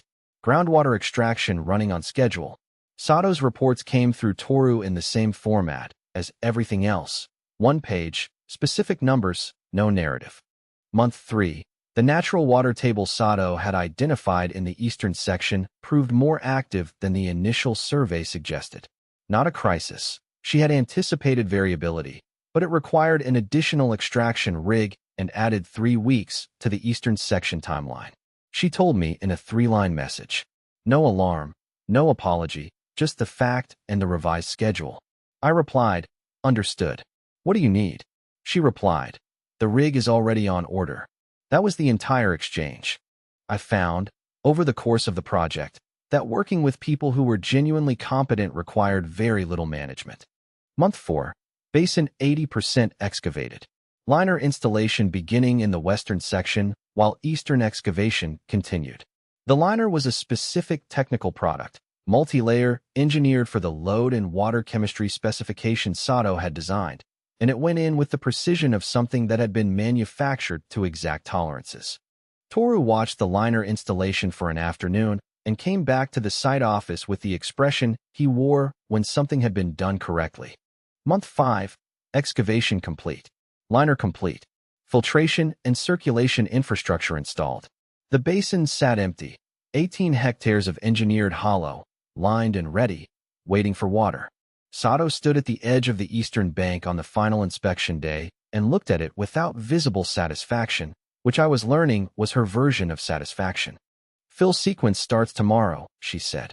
Natural groundwater contribution plus supplementary input through the filtration system. At current inflow rates, surface level water in 32 days. And then you have a sea. The 5 nightclubs were designed during the excavation phase, which was Sato's idea. You're going to have 8 months of construction noise and dust in Zone 2, he said, 3 weeks into the excavation. Use the time. Design the clubs now, so the moment the basin is filled and the promenade is walkable, the entertainment is ready to open. You don't want to see with nothing around it. It was the right instinct. I gave him the brief. 5 concepts, seafront positioning, different formats to serve different times of night and different kinds of guests. And he came back 2 weeks later with a document that was part business case, part creative brief, and entirely the product of 15 years of knowing what made people stay in a venue instead of leaving it. 5 concepts. Omi, open-air club directly on the waterfront. Capacity 800. Summer primary venue. The one guests would photograph and share. Sato's note. This one is the advertisement for the other 4. Shindo, underground format, electronic music, low ceiling, no windows. The deliberate contrast to Omi. Capacity 400. Sato's note. The guests who come here don't want a view. They want to disappear into the sound. Hana, club restaurant hybrid, Asian format. Dim sum service until 2 in the morning, live music transitioning to DJ sets after midnight. Capacity 600. Sato's note. This is for the guests who want to eat and stay, not eat and leave. Humo, private members club. 200 seats. No walk-in access. Application-based membership, 6-month waiting list from day 1 if positioned correctly. Sato's note. Price it so that being a member means something. The exclusivity is load-bearing. Yukio, floating platform on the sea surface. 120 seats. Reservation only, accessed by small boat from the promenade. Sato's note. 120 people on water, surrounded by the lights of everything else. There is no comparable experience on this site, and there shouldn't be. I read through all 5 concepts and the financial projections attached to each. Then I read them again. You designed these for the site, I said, when Saito came to discuss them.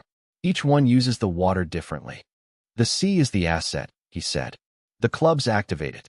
If you build 5 clubs that could be anywhere, you've wasted the location. These only work here. I approved all 5 without changes. The construction ran parallel to the final months of basin excavation, the club structures going up along the promenade line while the basin was being lined. Toru coordinated with Sato's team on the waterfront interface, which required the specific kind of precise sequencing that he was built for. The promenade was 4 kilometers. That had been in the system's original Zone 2 plan. 4 kilometers of seafront walkway, connecting the clubs, the beach zones, the access points, the eventual additional structures that would come in later phases. It was the spine of Zone 2 the way the one-pass system was the spine of Zone 1. The thing that held everything else together and made it feel like one place instead of a collection of separate venues. Toru built it in sections, working outward from the Zone 1 boundary.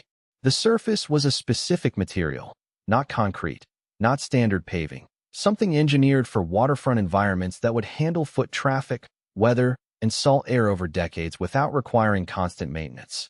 Sato had recommended the specification. Toru had initially questioned the cost.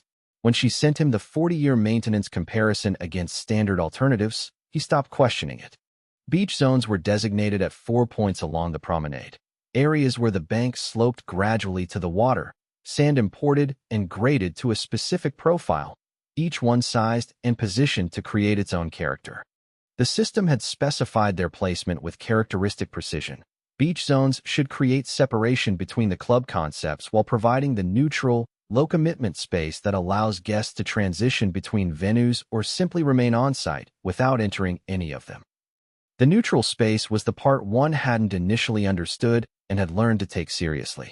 Not every guest wanted to be inside something.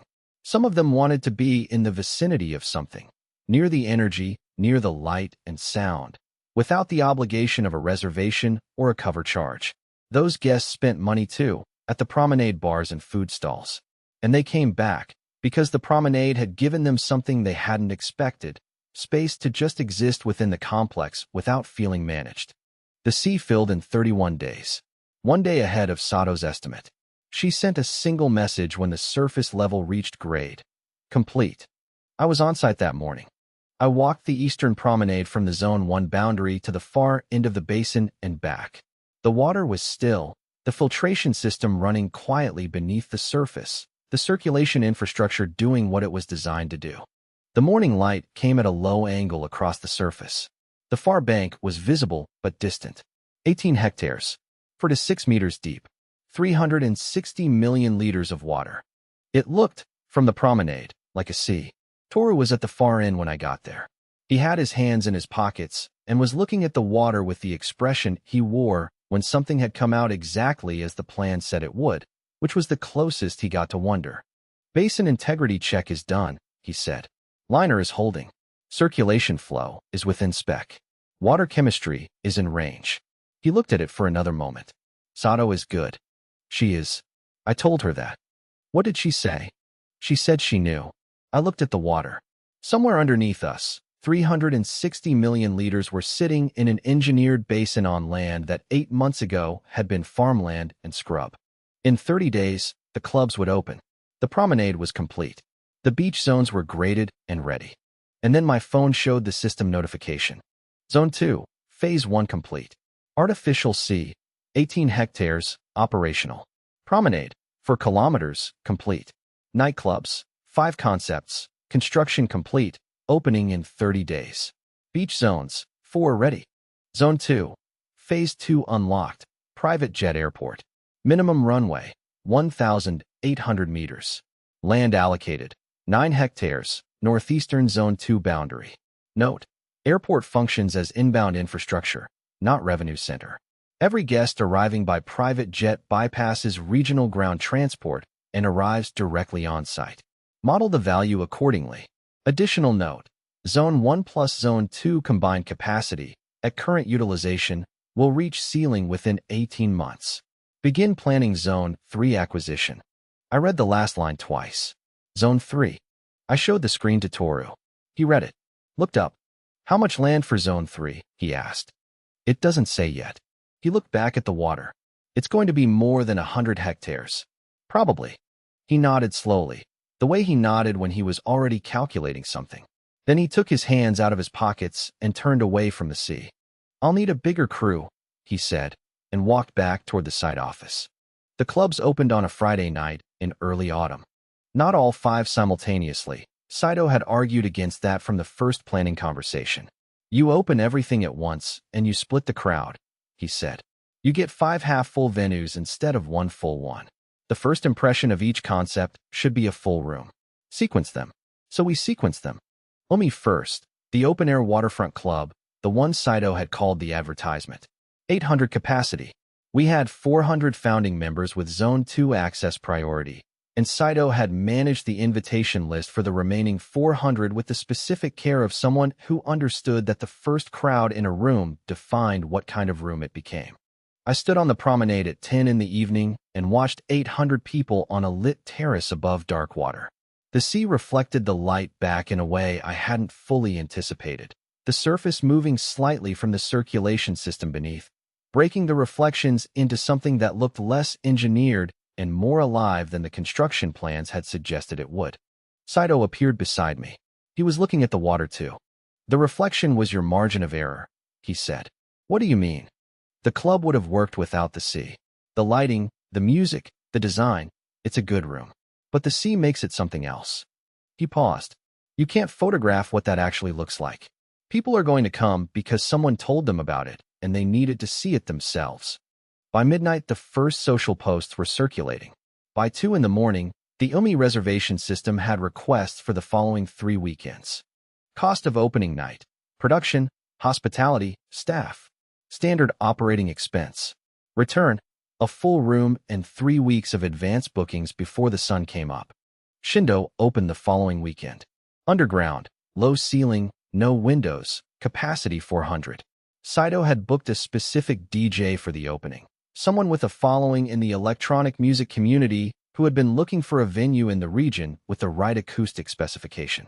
The sound system in Shindo had been engineered to a standard that Saito had specified and Toru had initially described as excessive until Saito explained, with unusual patience, that in a venue where the entire experience was sound, the sound system was not an amenity. It was the product.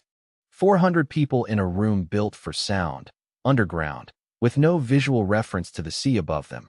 And then, at 1 in the morning, Saito had arranged for the DJ to cut the music for 45 seconds and play a single ambient track that was, quietly, the sound of water.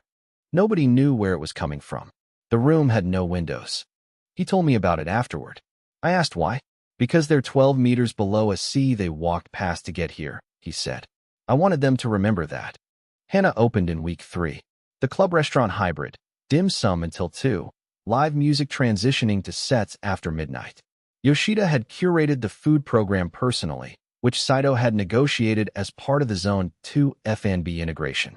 The result was a kitchen that ran at restaurant standard in a room that felt like a club, which was a combination that turned out to be significantly more difficult to execute than either component alone. The first 2 service weeks had problems, timing conflicts between kitchen output and music transitions, a staffing structure that didn't map cleanly onto a venue that was simultaneously a restaurant and a nightclub.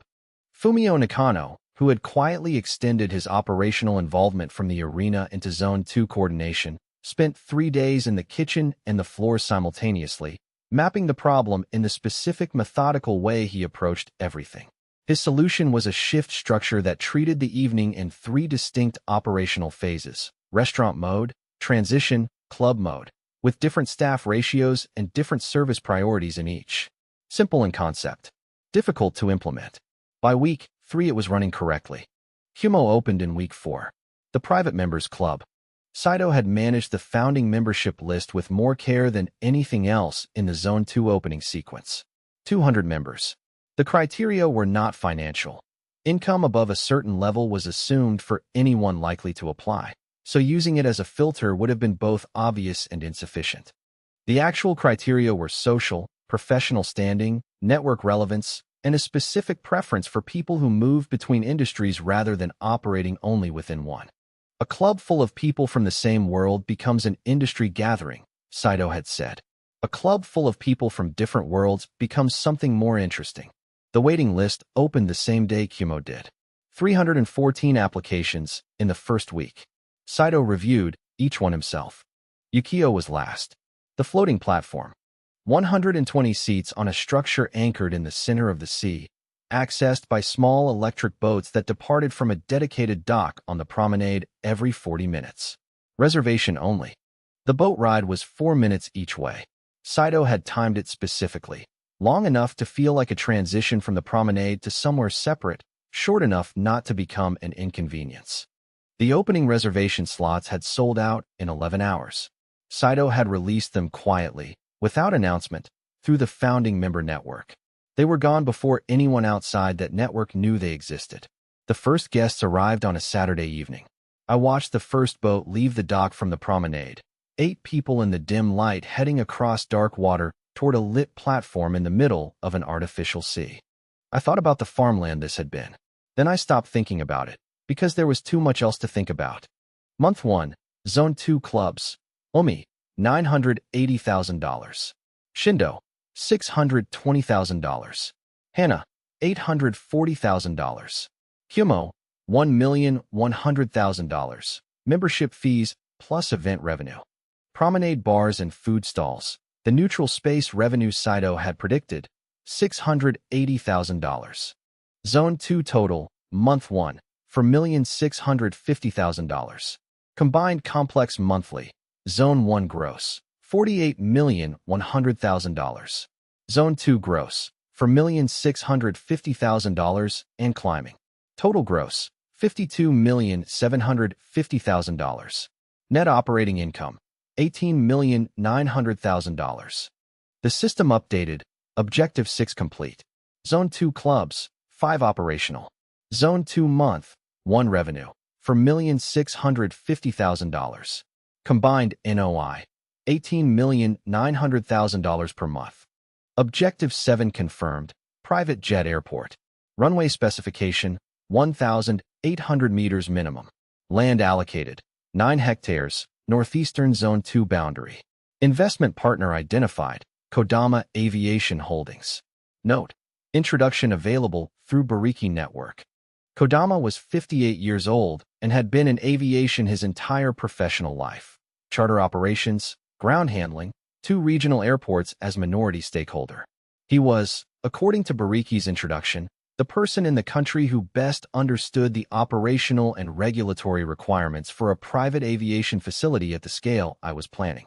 He came to the site on a Tuesday, looked at the Zone 2 map for about 10 minutes, walked the northeastern boundary with me, and then sat in the site office and said, "The runway orientation is going to be constrained by the highway corridor to the west and the sea basin to the south. You have one viable alignment." He showed me on the map. He was right. There was exactly one alignment that gave 1,800 meters without conflicting with existing infrastructure. Flight path clearance? I asked. Manageable. You're not near a controlled airspace boundary. The approach path over the eastern Zone 2 land is clear. You'll need a noise assessment for the planning authority, but at this scale and this distance from the nearest residential area, it won't be an obstacle. Timeline. Runway construction is not the long part. The long part is the Air Navigation Service Agreement and the handling certification. If you start the regulatory process today and run it in parallel with construction, you open in 14 months. What do you want to make that happen? He had clearly thought about this before arriving. Operational partnership in the terminal and handling facility. Not equity in your company. A separate joint venture for the aviation infrastructure. 50-50 on the terminal operations. You fund the construction. I fund the regulatory process and bring the operational certifications. I looked at the structure. He was offering expertise and regulatory relationships in exchange for an equal share of the infrastructure he would be helping to build. The construction funding sat with me, the larger capital exposure, but the regulatory path was where private aviation projects typically died, and he was offering to own that problem. 40-60, I said. You at 60 on operations, you're carrying the certification risk. I take 40. Construction funding remains mine. He thought about it. The handling fees flow through the joint venture? Everything aviation flows through the joint venture. The airport functions as infrastructure for the complex. I'm not building it as a standalone revenue center. The value is in what it brings here, not what it generates at the runway. He nodded slowly. He understood that logic. It was the system's logic, which I had spent enough time with to have internalized completely. The airport was a pump. Its value was measured in who it delivered, not in landing fees. 60-40, I operate, you fund construction, he said. And I want a first right of refusal if you ever consider expanding the aviation infrastructure beyond the current specification. Done. We shook hands. Kodama left to begin the regulatory filing process the same afternoon. Construction on the airport runway began 6 weeks later. It ran alongside the ongoing Zone 2 development, the promenade in full operation, the clubs finding their rhythm, the beach zones filling at weekends. The Zone 2 site was no longer a construction project that happened to have some operational areas. It was an operational complex that happened to have an active construction zone in the northeastern corner. Toru managed the sequencing with the same precision he'd applied to everything else, coordinating Mizu's remaining snagging work on the sea basin, the runway groundworks contractor, and his own crew's work on the Zone 2 road and utility infrastructure simultaneously. I asked him one morning how he tracked all of it. "Same way you run the complex," he said. "You know what each piece needs, and you don't confuse one piece's problems with another piece's problems." I thought about that for a moment. "That's not as simple as it sounds." "No," he said. "It isn't." He handed me the weekly report and walked away.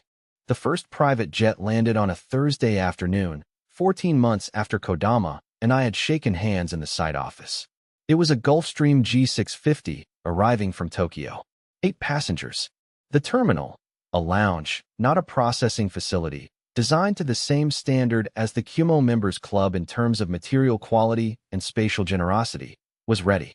Ground handling was Kodama's team, running smoothly from their first operation because Kodama had spent 14 months making sure they would. The 8 passengers cleared the terminal in 11 minutes from wheels down and were in the complex casino within 25 minutes of landing. I watched the arrival on the terminal camera feed from my office. 25 minutes from Tokyo to a seat at the table. Kodama called that evening. "Clean operation," he said.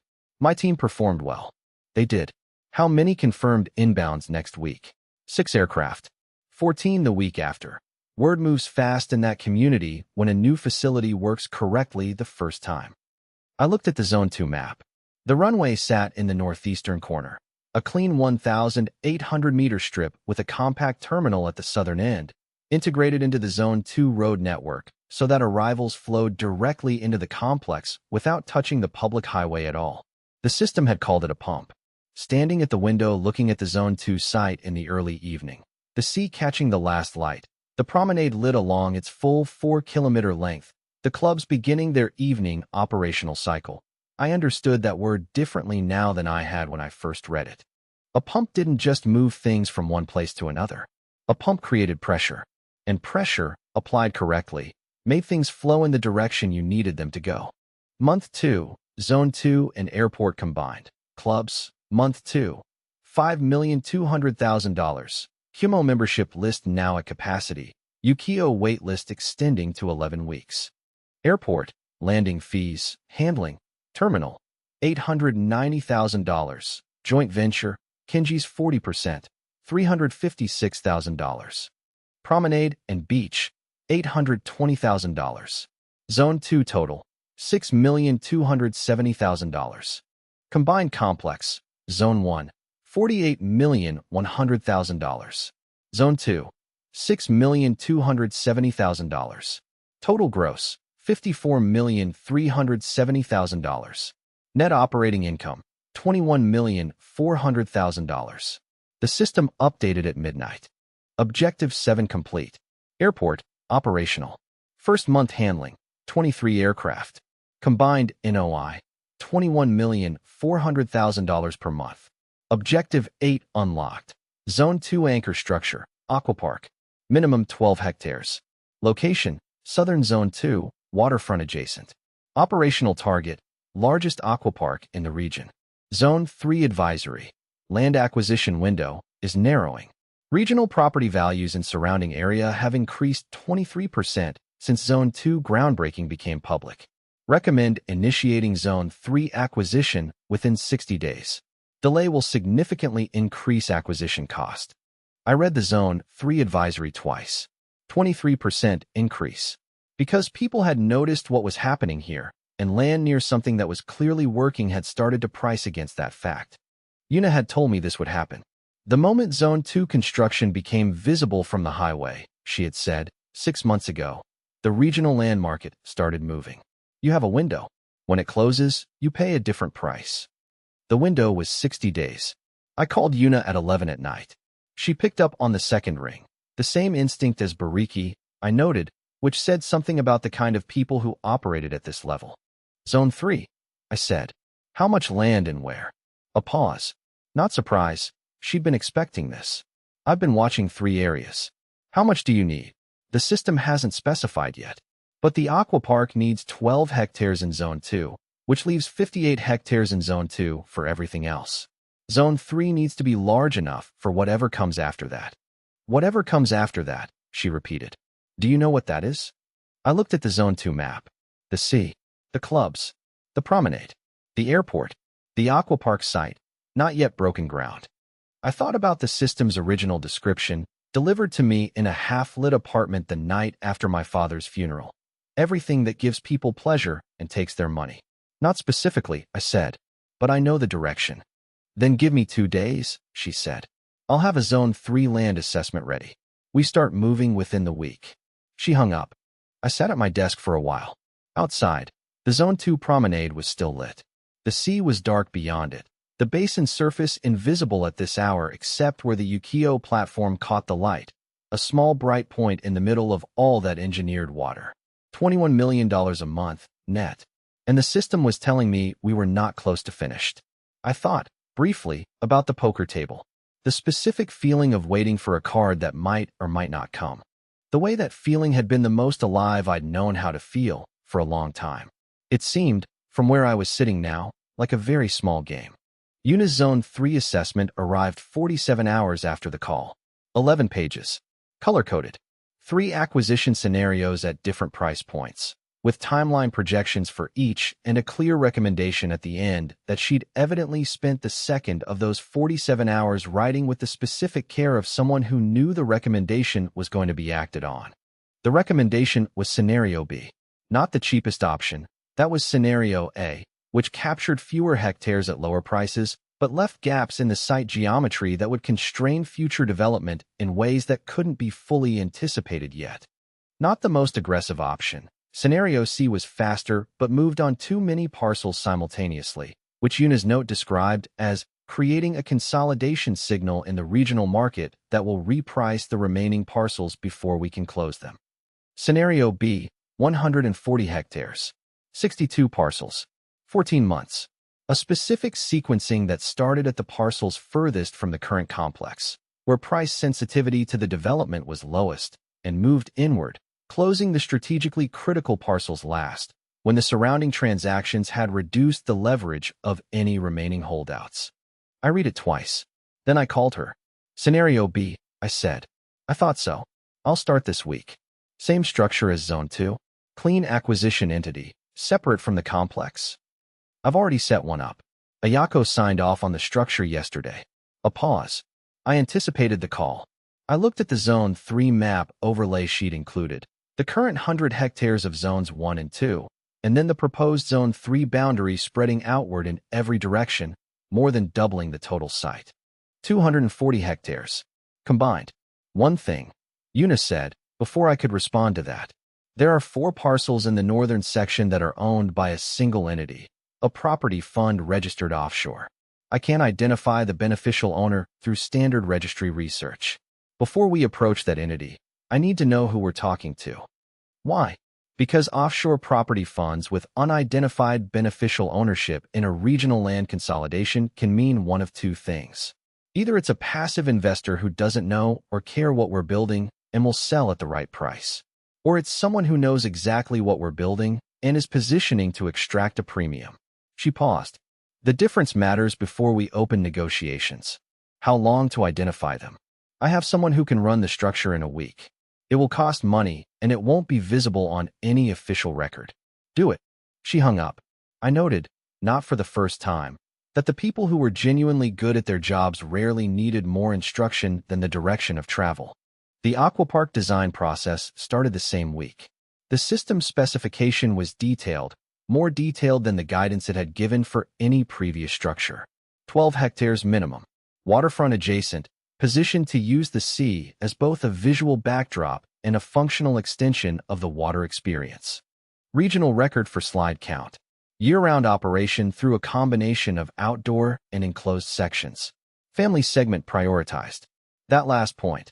The system had flagged it specifically. Family visitors have the highest return rate of any guest segment and the longest average site duration.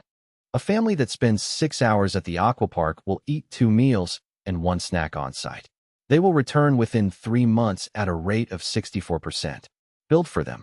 I brought in a specialist design firm, Aqua Design Partners, based in Singapore, who had built 7 aquaparks across Asia in the past 12 years. Their lead designer was a man named Park who flew in for the initial site meeting and spent most of it looking at the sea and saying very little. At the end of the site walk, he turned to me and said, "The sea changes this completely." In what way? Most aquaparks are self-contained. You come in, you use the slides, you leave. The experience is the rides. He looked at the waterfront. If we position the aquapark so that guests move between the park and the sea, if the sea becomes an extension of the water experience rather than a backdrop, you have something that doesn't have a comparison point. There's nothing else that looks like this. What does that require structurally? A transition zone. A section of the promenade where the aquapark boundary opens onto the beach zones without requiring guests to exit one venue and re-enter another. The sea and the park become one continuous water environment with different zones within it. I thought about the system's instruction on neutral space. The beach zones designed to let guests exist without feeling managed. The transition zone Park was describing was the same logic applied at the boundary between 2 major venues. Design it that way, I said. He nodded and went back to looking at the sea. The design phase took 8 weeks. What came back was not what I had expected, which was high in every respect: slide count, enclosed section size, operational capacity. But what surprised me was the wave pool. 3 hectares. The largest single element in the park. Park's explanation was characteristically direct. The wave pool is where families spend the most time. The slides are the reason they come. The wave pool is the reason they stay. Size it for staying. 22 slides. For record height for the region. The system had been specific about that, and Park had delivered specifications that cleared the regional records by margins that would stand for several years. A children's section that Yoshida had, unexpectedly, asked to be involved in designing the food and beverage component for, his observation being that families with children represented an entirely separate culinary brief from the evening dining he usually operated within, and that he found the problem interesting. The enclosed section, designed for year-round operation, climate-controlled, connected to the outdoor section by a transition that allowed guests to move between them without changing facilities. Toru's specification for that transition had taken 2 weeks of back and forth with Park's structural team and had produced a solution that both of them were satisfied with, which I had learned was the closest either of them came to enthusiasm about a design outcome. Construction began 9 weeks after the initial site meeting. 12 hectares in the Southern Zone 2 section, waterfront boundary running 200 meters alongside the promenade. The transition zone Park had designed was visible in the groundworks from the first week. The boundary between the aquapark footprint and the promenade, not a wall or a fence, but a graduated grade change. The levels shifting across 20 meters of landscaping until the promenade surface and the aquapark entry plaza were at the same elevation. Zone 3 acquisition ran on its own clock. Month 1, 8 parcels, 19 hectares. The furthest from the complex, exactly as Yuna had sequenced. Simple transactions. Landowners who had no particular attachment to the parcels and received a clean offer at a fair price from an entity they had no reason to connect to anything larger. The offshore fund identity came back after 11 days. Yuna called at 7 in the morning, which meant she considered it urgent. The beneficial owner of the northern parcels is a company called Sunrise Capital Partners, she said, registered in the Caymans.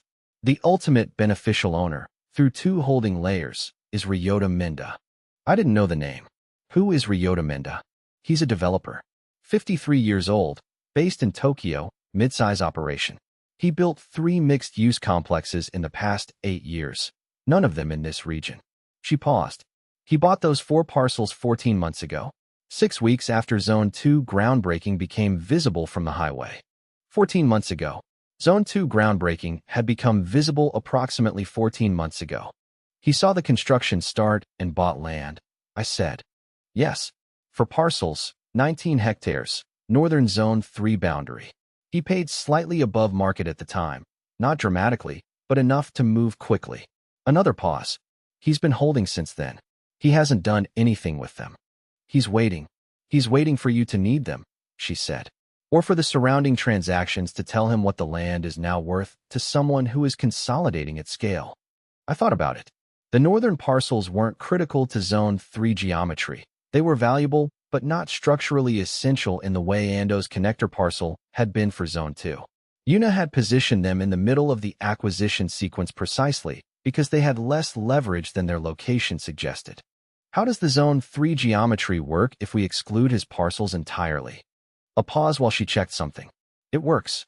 You lose some depth in the northern section. Your development footprint there is shallower. But the core Zone 3 structures all fit within the remaining parcels. Then let him wait, I said. Don't approach his entity. Continue the sequence around his parcels. Let him watch every parcel adjacent to his close. When he's the last significant holdout in the northern section, he'll call us. Yuna was quiet for a moment. That's what I would have recommended. How long until he's the last holdout? At current pace, 6 months. Then we have 6 months of other things to think about.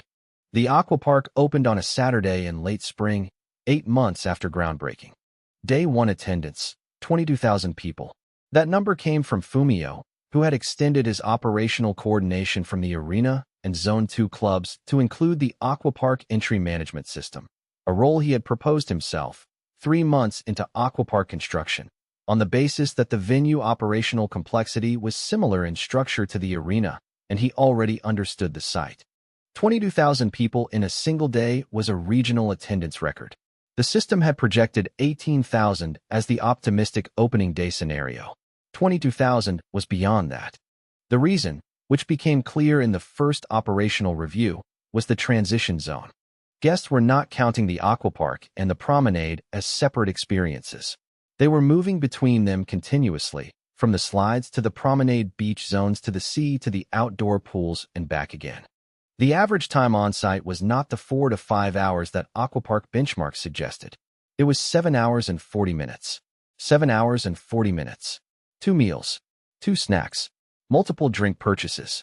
Return booking rate from exit surveys, 71% within 90 days. The system had said 64%. The transition zone had pushed it to 71. Park received a message from me the evening of opening day. 2 words, you were right. He replied in 4. I usually am. Congratulations. Month 1, Aquapark, ticket revenue, $4,800,000. Food and beverage, Yoshida family section plus main concessions $2,100,000. Retail and photography, $380,000. Total Aquapark monthly, $7,280,000. Combined complex, post-Aquapark, Zone 1. $48,100,000. Zone 2, including Aquapark, $13,550,000. Total gross, $61,650,000. Net operating income, $26,800,000. I looked at those numbers for a long time. $26.8 million. Net, monthly. 18 months ago, the casino had opened with a month 1 NOI of $6.2 million. Which I had stared at for a long time because it had seemed, in that moment, like an enormous number. 6.2 had become 26.8. The system updated. Objective 8 complete. Aquapark, operational. Day 1 attendance, 22,000, regional record. Month 1 NOI contribution, $7,280,000. Combined NOI, $26,800,000 per month. Zone 2, fully operational. Zone 3, acquisition at 31% completion, Yuna's report. Objective 9 unlocked. Zone 3 anchor structures. Planning phase. Note, Zone 3 development should proceed in parallel with continued Zone 2 optimization. Combined site now operating at a scale that requires organizational structure review. Recommend formalizing management layers before Zone 3 construction begins. Additional note. Ryota Menda's 4 northern parcels remain uncontacted. Adjacent transactions, 14 of 16 closed. He will initiate contact within 45 days. I called Yuna immediately. 45 days, I said.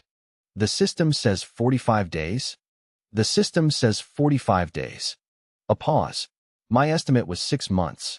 45 days means the adjacent closings are moving faster than I projected. Another pause, shorter. He's watching the registry more closely than I assumed. Are we ready when he calls? I'll be ready in 30 days. Then be ready in 30. I ended the call and looked at the combined site map, zones 1, 2, and the emerging zone 3 parcels filling in around the edges. The complex had a shape now that was visible from above. The original 10 hectares of casino and hotel buried somewhere in the upper section, surrounded by everything that had grown from it in 2 years. It looked, from above, like a city under construction. It looked, more precisely, like the beginning of one. The management structure conversation happened the following week. Not at my request, at Toru's. He came to the site office on a Monday morning, set his weekly report on the table, and then instead of leaving, sat down. He had never sat down in the site office for a non-essential conversation in the 2 years he'd been on the project. I waited. You have 22 operational venues, he said. Zone 2 fully running.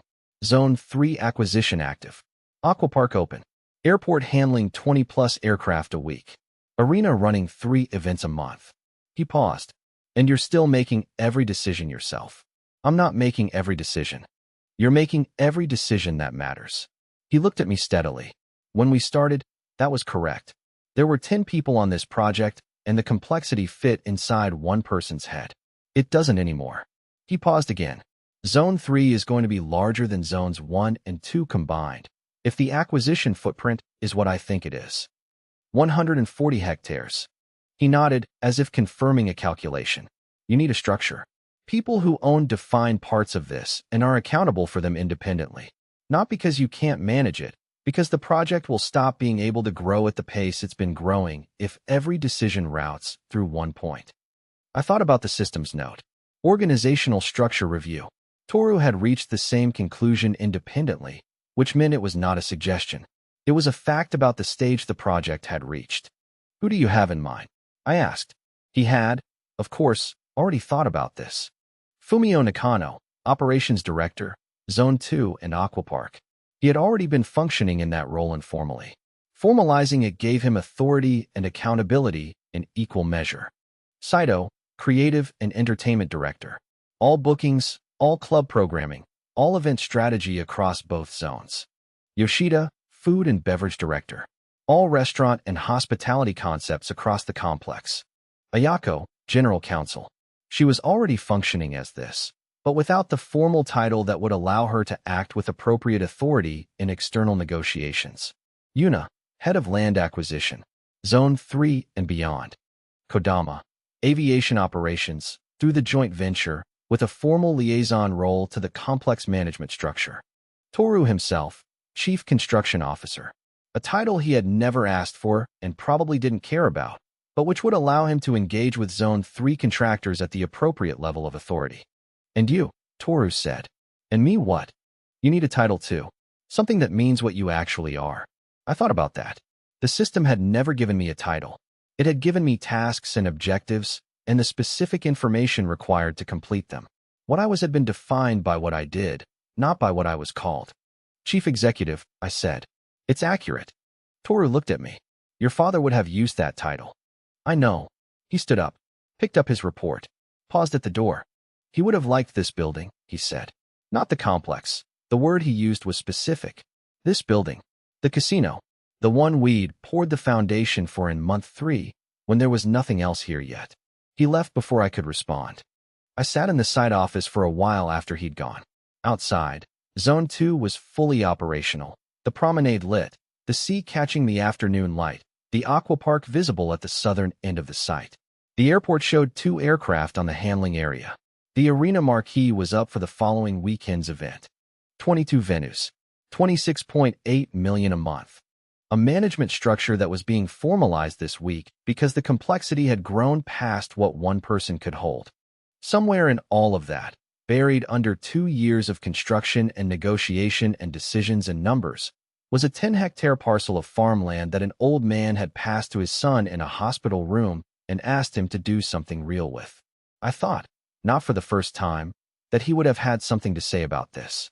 I thought, also not for the first time, that I no longer knew whether it would have been approval or something more complicated than that, and that the not knowing had stopped bothering me somewhere along the way, which was perhaps its own kind of answer. Ryota Minda called on a Tuesday morning, 38 days after the system had predicted 45. I was in the middle of a Zone 3 planning meeting with Toru and Yuna when the call came through. Unknown number, Tokyo area code. I excused myself and took it in the corridor. Kenji. Not a question. He knew who he was calling. My name is Ryota Minda. I believe you've been acquiring land around my northern parcels for the past several months. His voice was measured. Not hostile, not nervous. The voice of a man who had decided on his approach before dialing and was executing it. I'm aware of your parcels, I said. I'd like to discuss them. I thought you might. When can you be here? A pause, brief, but real. He'd expected more preamble. Thursday, he said. Thursday works. My office, 10 in the morning. He arrived exactly on time, which told me he'd been in the region since at least the previous evening. 53 years old, well-dressed in the specific, understated way of someone who has earned their money rather than inherited it, and with the alert stillness of a person accustomed to reading rooms before speaking in them. I showed him the complex first.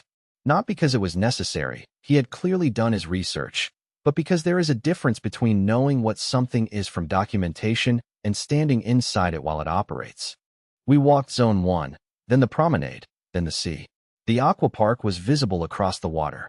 The airport had 2 aircraft on the handling area. Omi was closed in the morning, but the promenade was already carrying foot traffic from hotel guests and early visitors. Minda said nothing for most of the walk. At the southern end of the promenade, looking across the sea toward the aqua park, he finally spoke. How long did this take? 2.5 years from the first foundation pour. Another silence. I built 3 complexes in 8 years. None of them look like this. He wasn't being deferential, just precise.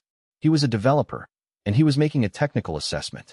What are you planning for Zone 3? That depends partly on this conversation. He looked at me. My 4 parcels. 19 hectares. What do you need them for?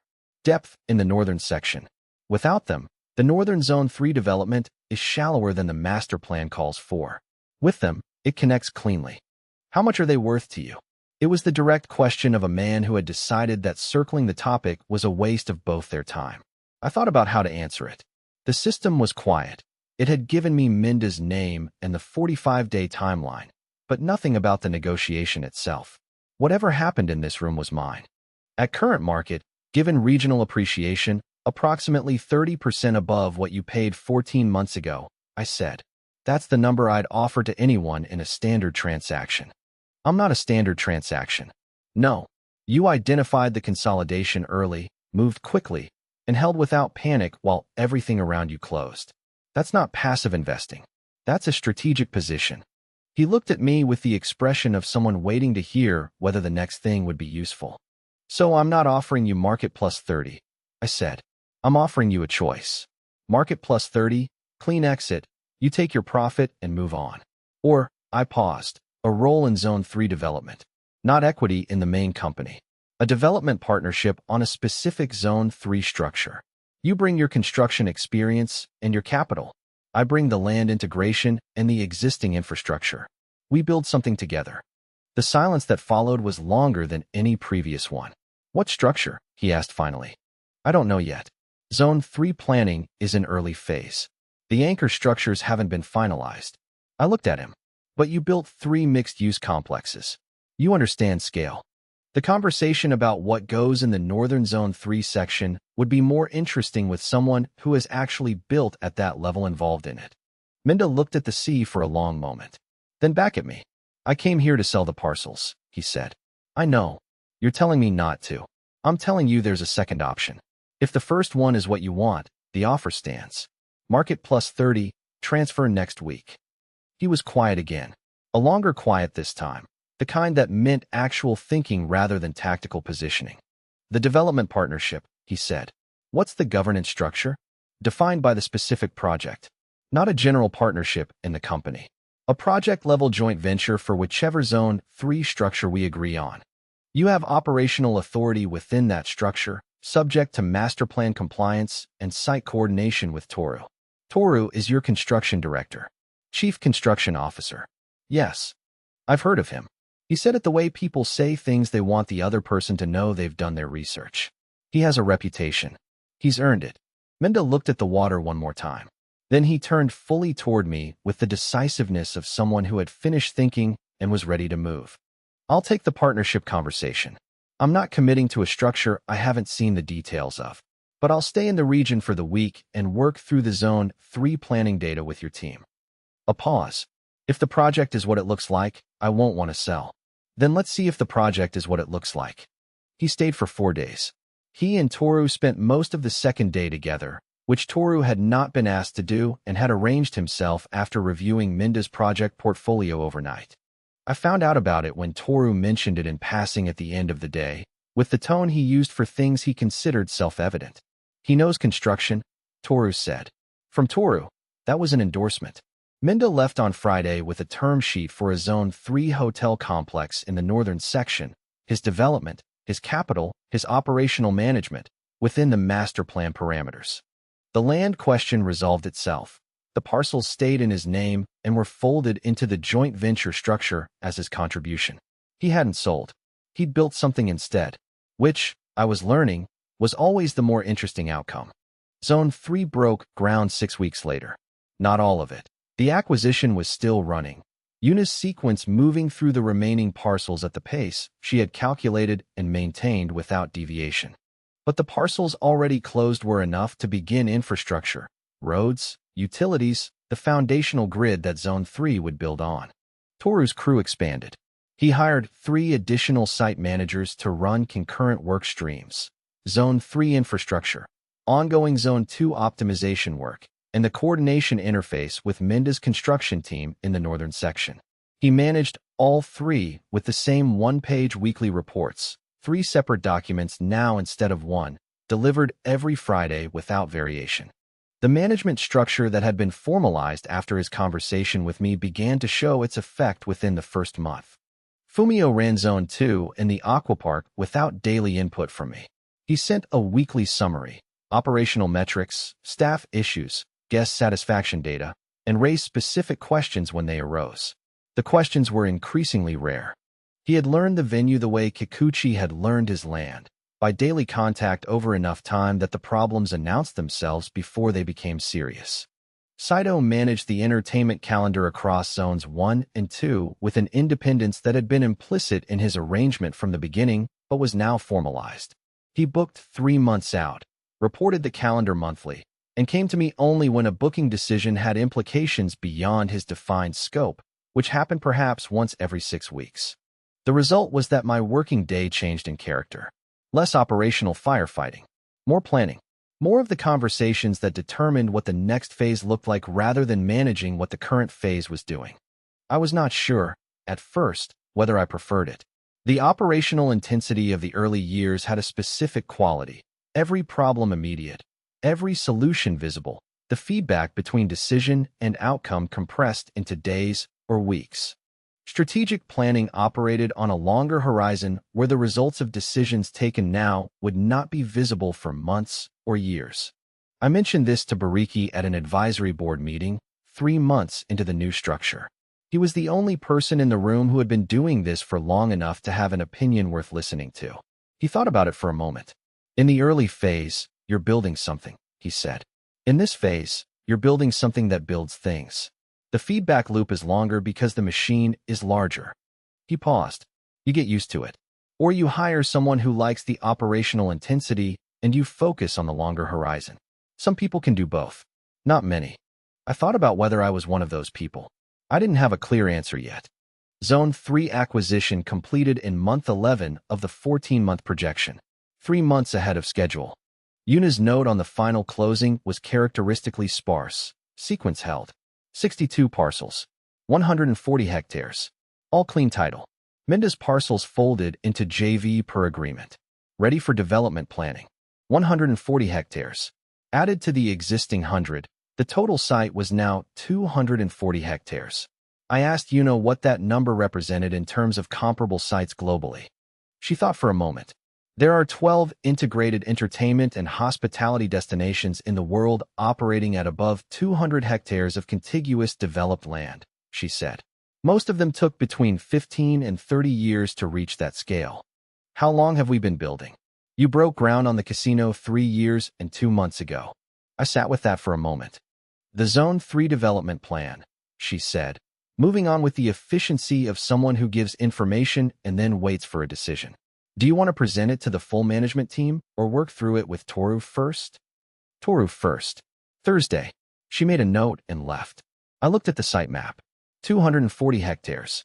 Zone 1 in the upper left corner. The casino, the hotel, the spa, the track, the arena, the restaurants, all of it familiar now, the place where this had started. Zone 2 spreading south and east from there. The sea, the promenade, the clubs, the airport, the aquapark. Zone 3 an incomplete outline around the southern and eastern edges. The acquisition parcel shaded in, but the structures not yet drawn. The structures not yet drawn. That was the part that required a decision. The Zone 3 planning meeting with Toru happened on Thursday as scheduled. He came with his own map, printed, annotated in the same 3 colors he'd used for every site plan since the beginning of the project, additions and notes in handwriting that had become familiar to me over 3 years in the way that another person's working method becomes familiar through sustained proximity. Zone 3 has 3 distinct sections, he said, without preamble, which was how all of his planning conversations began. Northern section, Minda's hotel complex, already in design. Eastern section, the largest contiguous block, 60 hectares. Southern section, the boundary with Zone 2, transitional, needs to extend the existing promenade logic. The eastern section, I said. That's the anchor question. Yes. He put his finger on the map. 60 hectares of uninterrupted flat land, eastern boundary with highway access that could support independent arrival infrastructure, groundwater profile similar to Zone 2. You could build almost anything here. The system says the airport is already built. What comes next for arrivals? He looked at me steadily. The system tells you what to build. I'm asking you what you want to build. It was an unusual question from Toru, who generally dealt in specifications rather than intentions. I thought he was asking something more specific than it sounded. The complex at full development, I said. What does it feel like to arrive here? He considered this.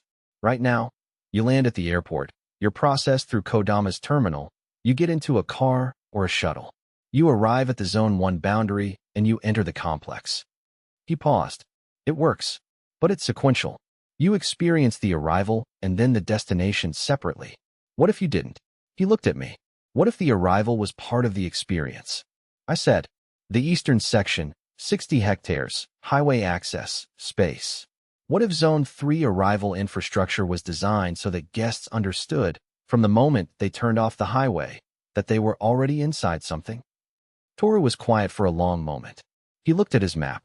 Then he looked up. That's an urban design question, he said. Not a construction question. I know. Who do we need? Someone who designs cities, he said. Or something close to one. He left the meeting to make calls. By the end of the day, he had identified 3 firms. By the end of the week, I had a name. The firm was called Okamoto Urban, based in Osaka.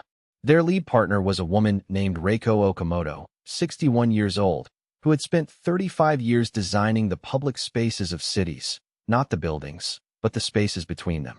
The streets, the plazas, the transitions, the sequences of experience that determined how a place felt to move through rather than just to be in. Toru had described what we needed in a single sentence. We're not building a venue, he told them. We're building a place. Reiko Okamoto arrived the following Monday, stood at the Zone 3 eastern boundary for 2 hours without speaking to anyone, and then came to the site office and said, "Show me how people arrive now, and I'll show you how they should arrive." It was, I thought, exactly the right question. Reiko Okamoto spent 5 days on the site before she produced anything. Not idle days. She walked every meter of Zones 1 and 2, twice. She sat at different points on the promenade at different hours and watched how people moved. She stood at the Zone 1 entry point at 7 in the evening on a Friday, peak arrival, and counted, with a small clicker in her hand, How many people paused at the boundary between the highway car park and the complex, and how many walked through without breaking stride? 63% pause, she told me on the 5th day, at the entry point, for between 2 and 8 seconds. Then they proceed. Is that significant? It means 63% of your arriving guests experience a moment of disorientation. They've arrived, but they don't yet understand where they are or what direction to move in. She set a sketch on the table, not a plan, a sequence drawing, showing the transition from highway to complex as a series of spatial experiences. Arrival should not produce disorientation. Arrival should produce anticipation. Those are different feelings, and they require different design. I looked at the sketch. The Zone 1 entry was drawn as a single threshold, a line crossed, and then the complex opened in front of you all at once. What does anticipation look like, spatially? I asked. Sequence, she said. You don't show the whole thing at once. You reveal it. The guest sees a part, moves toward it, and as they do, the next part becomes visible. They're always moving towards something without being able to see the full extent of what they're entering. She paused. Las Vegas does this badly. It shows you everything from 100 meters away, and then you walk through a car park to get to it. The anticipation is destroyed before you arrive. What you're building can do it correctly. Because of the scale. Because of the scale, and because Zone 3 gives you the eastern approach corridor. 60 hectares between the highway and the existing complex. If you design that sequence correctly, a guest arriving from the east doesn't see the sea until they've been on-site for 12 minutes. They experience the Zone 3 structures, the arrival boulevard, the eastern gardens, and then they turn a corner and the sea is there. She let that sit for a moment. That moment, she said, is worth more than anything you can build in a hotel room or a casino floor. Because it's unrepeatable. The first time you see it, it's a surprise. Every subsequent time, you're anticipating that surprise. The memory of it pulls you back. I thought about Sato's description of Umi opening night. The sea reflecting the light in a way the construction plans hadn't fully predicted. The thing that couldn't be photographed. Reiko was describing the same phenomenon at the scale of a journey rather than a moment. Design the eastern approach, I said. The full Zone 3 arrival sequence. What it looks like, how it moves, what a guest sees at each point. I need 8 weeks. You have 8 weeks. She went back to her sketches. While Reiko worked, the Zone 3 structures took shape in parallel. Minda's hotel complex in the northern section moved from term sheet to design within 6 weeks of his initial visit. He brought his own architect, a firm he had worked with on 2 previous projects, and the design process ran on his timeline, coordinating with Toru on site integration and with Iyako on the joint venture legal structure. The hotel was large. Not the largest thing on the site. The aquapark held that distinction by footprint, but the most vertically significant, a 32-floor tower that would be visible from the highway at 15 kilometers. Minda had not mentioned this in any of our planning conversations. I saw it in the design submission and said nothing, because the master plan allowed it, and because a structure visible from 15 kilometers was not a problem. It was an advertisement. Toru said, reviewing the tower foundation specification, deep piles. He's not cutting corners on the base. He said it approvingly, which told me the Minda evaluation was now settled. The Southern Zone 3 section, the promenade extension, was Fumio's project in operational terms. He had proposed it himself, in a planning document that landed on my desk 6 weeks into the Zone 3 development phase, with the specific directness he had developed since taking the operations director role formally. The Zone 2 promenade ends at the Zone 3 boundary, he wrote. If Zone 3 development creates a new southern extent to the site, the promenade should extend to match it. Guests should not experience a boundary between zones. They should experience a continuous site. He had included cost estimates, a timeline, and a proposed contractor. All 3 were correct within margins I could verify from existing project data. I approved the extension the same day and asked him to coordinate with Reiko's team on the design language. The promenade extension should feel like the same place, not a newer section of it. Fumio, already arranged. He'd contacted Reiko's office before submitting the document.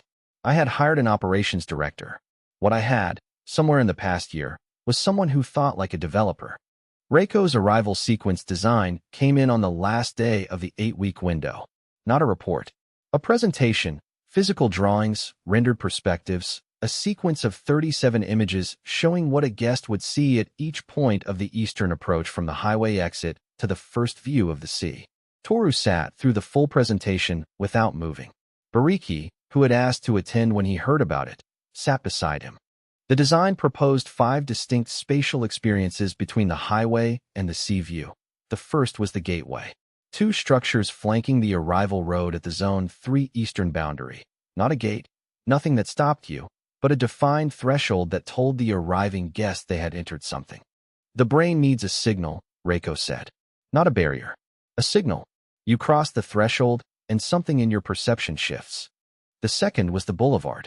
800 meters of arrival road lined with a specific landscape treatment. Not trees in the conventional sense, but a structured canopy that created filtered light above the road and drew the eye forward rather than upward. Width calibrated to make the road feel ceremonial without feeling oversized. The third was the Garden District. 6 hectares of Zone 3 eastern land developed as parkland and low-scale hospitality. Not hotels, not clubs, gardens, walking paths, small pavilions with food and beverage, a botanical element that the system had not specified but that Reiko had identified as necessary. You need a place to exhale before you inhale, she said. The garden is the exhale. The fourth was the reveal plaza, the transition point where the boulevard opened into a wider space and the guest, for the first time, could see across the full width of the complex. Not the sea yet, the Zone 1 casino tower, the Zone 2 promenade buildings, the aquapark at the far southern end. The scale of what they were inside becoming visible at once.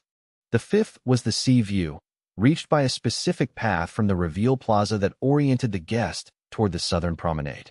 The moment of arrival at the water, 12 minutes after leaving their car, with the full spatial sequence of the approach behind them. 37 images. 37 moments in a sequence designed so that each one prepared the guest for the next.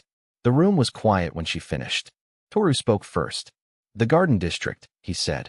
6 hectares of park and pavilions. That's land not generating primary revenue. Correct, Reiko said. Justify it. She had clearly anticipated this. The Garden District increases average guest dwell time by an estimated 40 minutes. Guests who enter through the eastern approach spend 40 minutes longer on-site than guests who arrive at the Zone 1 boundary directly. 40 minutes of additional time, at current average spend per minute across the complex, is worth more than the opportunity cost of 6 hectares of park. Toru looked at the numbers she produced to support this. Then he looked at me. She's right, he said. Bariki had been silent through the whole presentation. Now he leaned forward slightly. The gateway structures, he said to Reiko. The threshold at the eastern boundary. How tall? 18 meters. Visible from the highway. From how far? At the highway alignment, first visibility at approximately 4 kilometers. Bariki sat back. 4 kilometers. You see the gateway. You turn off the highway.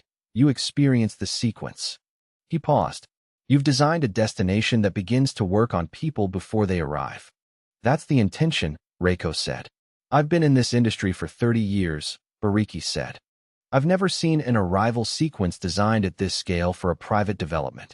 Nobody has had the land for it, Reiko said simply. I approved the full design that afternoon. Construction phasing to begin as soon as the Zone 3 infrastructure grid reached the eastern section. Reiko would remain on-site through the development phase as design authority. The Zone 3 structures broke ground over the following 3 months in overlapping phases. Minda's Tower in the north, foundation piles going in, the deep ones Toru had approved. Fumio's Promenade extension to the south, running parallel to the Zone 2 boundary, the same surface material, the same lighting specification, continuous. Reiko's Boulevard and Gateway in the east, the 2 threshold structures rising simultaneously, the boulevard landscape treatment being installed section by section, working inward from the boundary. The Garden District came last in the eastern sequence, which was deliberate. Reiko wanted the boulevard and gateway complete before the Garden District began, so the spatial logic of the approach could be read in full before the softer elements were added. Toru ran 4 concurrent construction operations for the first time. He hired a 4th site manager and restructured his reporting accordingly. The weekly reports became 2 pages for the first time since the casino build, which I noted without comment. and he clearly considered it temporary and regrettable necessity. The one-pass system expanded across Zone 3 simultaneously. The infrastructure laid during groundwork, the reader points installed as structures were completed, the coverage map growing weekly. Ayako had negotiated the Zone 3 technology integration with the existing system provider 6 months earlier, anticipating the need, which I had not asked her to do, but which she considered within her defined scope as general counsel. You negotiate procurement contracts now? I asked, when she mentioned it. You needed it done, she said. My scope is protecting the company's legal and commercial position. A technology integration negotiated poorly costs more over 10 years than any single legal dispute I'm likely to manage. I could not argue with that logic. I had stopped trying to argue with Ayako on matters within her defined scope some time ago. 12 months into Zone 3 development, the site crossed a threshold that the system marked with a notification different in character from any previous one. Not an objective completion, not an objective unlock. A single line, site status, integrated entertainment destination. Combined operational zones 1 and 2. Zone 3 development at 60% completion. Total site 240 hectares. This site is now operating at a scale with no regional comparison point. The nearest comparable destination by combined metric is 340 kilometers from this location. I read it twice. Then I went to find Toru. He was at the Zone 3 eastern section, watching the gateway structures. Both threshold buildings were complete. 18 meters, the specific material finish Reiko had specified, the proportions she had calculated to be visible from 4 kilometers without appearing oversized at the point of arrival. They stood at the eastern boundary in the early afternoon light, flanking the boulevard that stretched 800 meters westward into the development. Nothing yet connected them to the complete complex. The boulevard ran inward and ended at the garden district under construction. But standing at the threshold and looking west, you could see the Zone 1 casino tower at the far end of the site, the aquapark roofline, the upper floors of Mendes Tower under construction to the north. 240 hectares.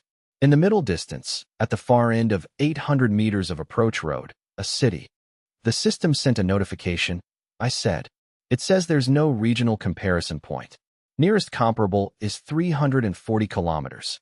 Toru looked at the gateway structures, then at the boulevard, then at the site behind it. 340 kilometers, he said. Yes. He was quiet for a moment. Your father bought 10 hectares for a farm. I know. You built 340 kilometers of buffer zone around a farm. I looked at him. He was not quite smiling. Toru didn't quite smile, but something in his expression was different from its usual working configuration. How long until the boulevard is complete? I asked. Garden District opens in 9 weeks. Full eastern approach sequence operational in 14. And the whole Zone 3? Mendes Tower, 8 months. Promenade extension, done in 6 weeks. Eastern sequence, 14 weeks. Remaining Zone 3 structures. He paused, consulting something internal. 18 months for the full complement. 18 months. The system had a new notification waiting when I checked it that evening. Objective 9 unlocked. Final phase. Zone 3 completion. Structures remaining. Luxury Hotel Tier 2. Zone 3 Entertainment District. Zone 3 Waterfront Extension. Additional FNB complement. Parallel objective. Brand formalization. The site requires a unified identity at this scale. A name, a visual language, a guest experience standard that applies consistently across all 3 zones and all 26 current operational venues. Note, you have been operating this site for 3 years and 2 months. You have not named it. I looked at that last line for a long time. It was correct. The complex had grown from a casino on farmland to a 240-hectare integrated destination, and at no point had I stopped to give it a name. The casino had a name, it was on the license. The hotel had Shinji's brand. The clubs had their individual names. The aquapark had signage. The one-pass system had its own identity. The site itself had no name.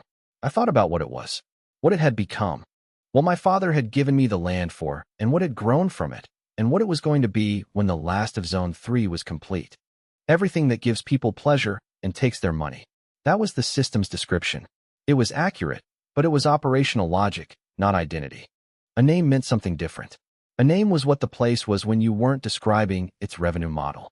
I thought about Kikuchi, who had sold his land because the new thing being built on it was still recognizably connected to the idea of tending something.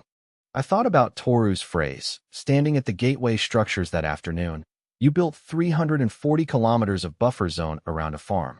I thought about my father, who had known what land was worth and had given it to the wrong son at exactly the right moment. I wrote a single word on the notepad on my desk, looked at it, wrote it again. Then I called Ayako and told her to begin the trademark process. The word on the notepad was Yamamoto.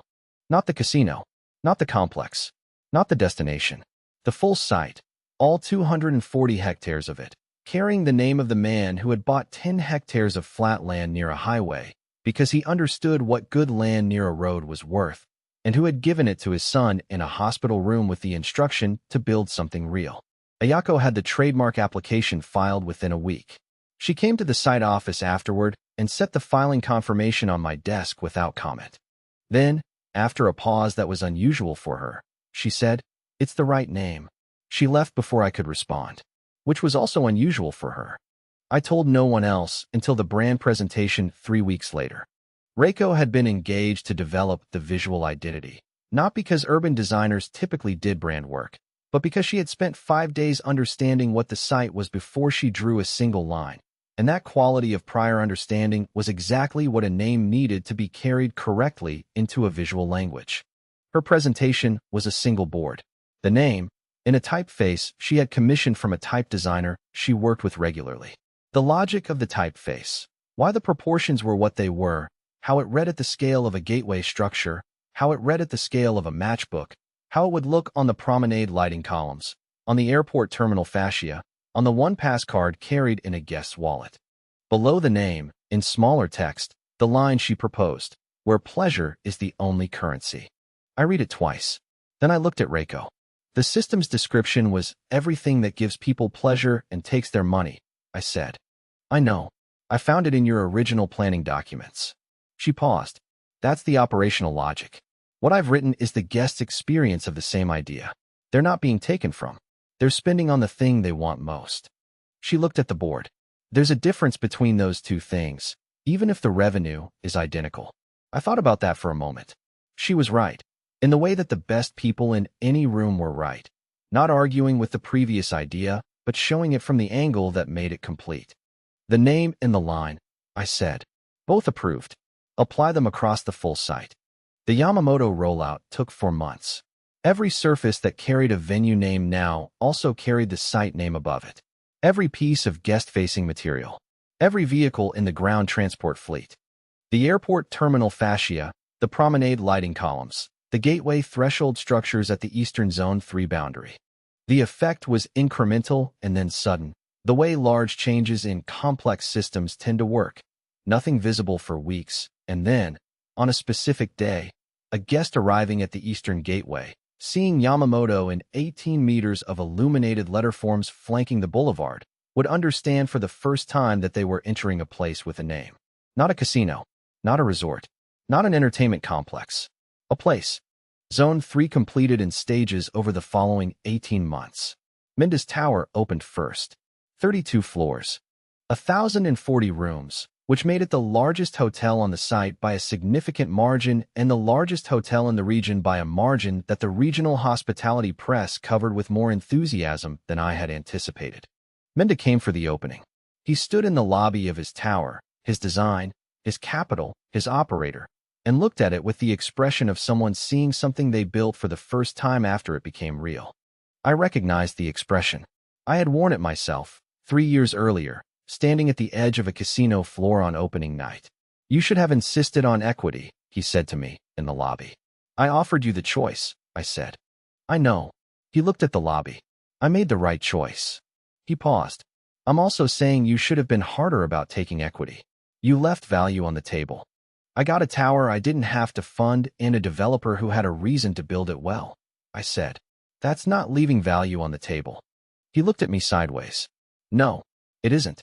He said it in the tone of someone updating a prior assessment. I underestimated what you were building when I bought those parcels. I thought I was positioning against a regional entertainment complex. I didn't understand the scale. Nobody did, I said, including me, at the beginning. He accepted that. We watched the lobby fill with the first guests, hotel guests, not casino guests, a different demographic, quieter, the kind who had arrived from the airport in the Kodama ground transfer and would spend 3 nights, use the spa twice, eat at Yoshida's restaurant, take the boat to Yukio on the second evening. Guests who experienced the whole site across multiple days rather than a single night. The system had called them the highest value segment. Average 3-day spend, across all venues, was $11,000 per couple. Mendo watched them for a moment. Then, when does Zone 4 start? I looked at him. There's no Zone 4 yet. But there will be. I didn't answer. He nodded as if I had.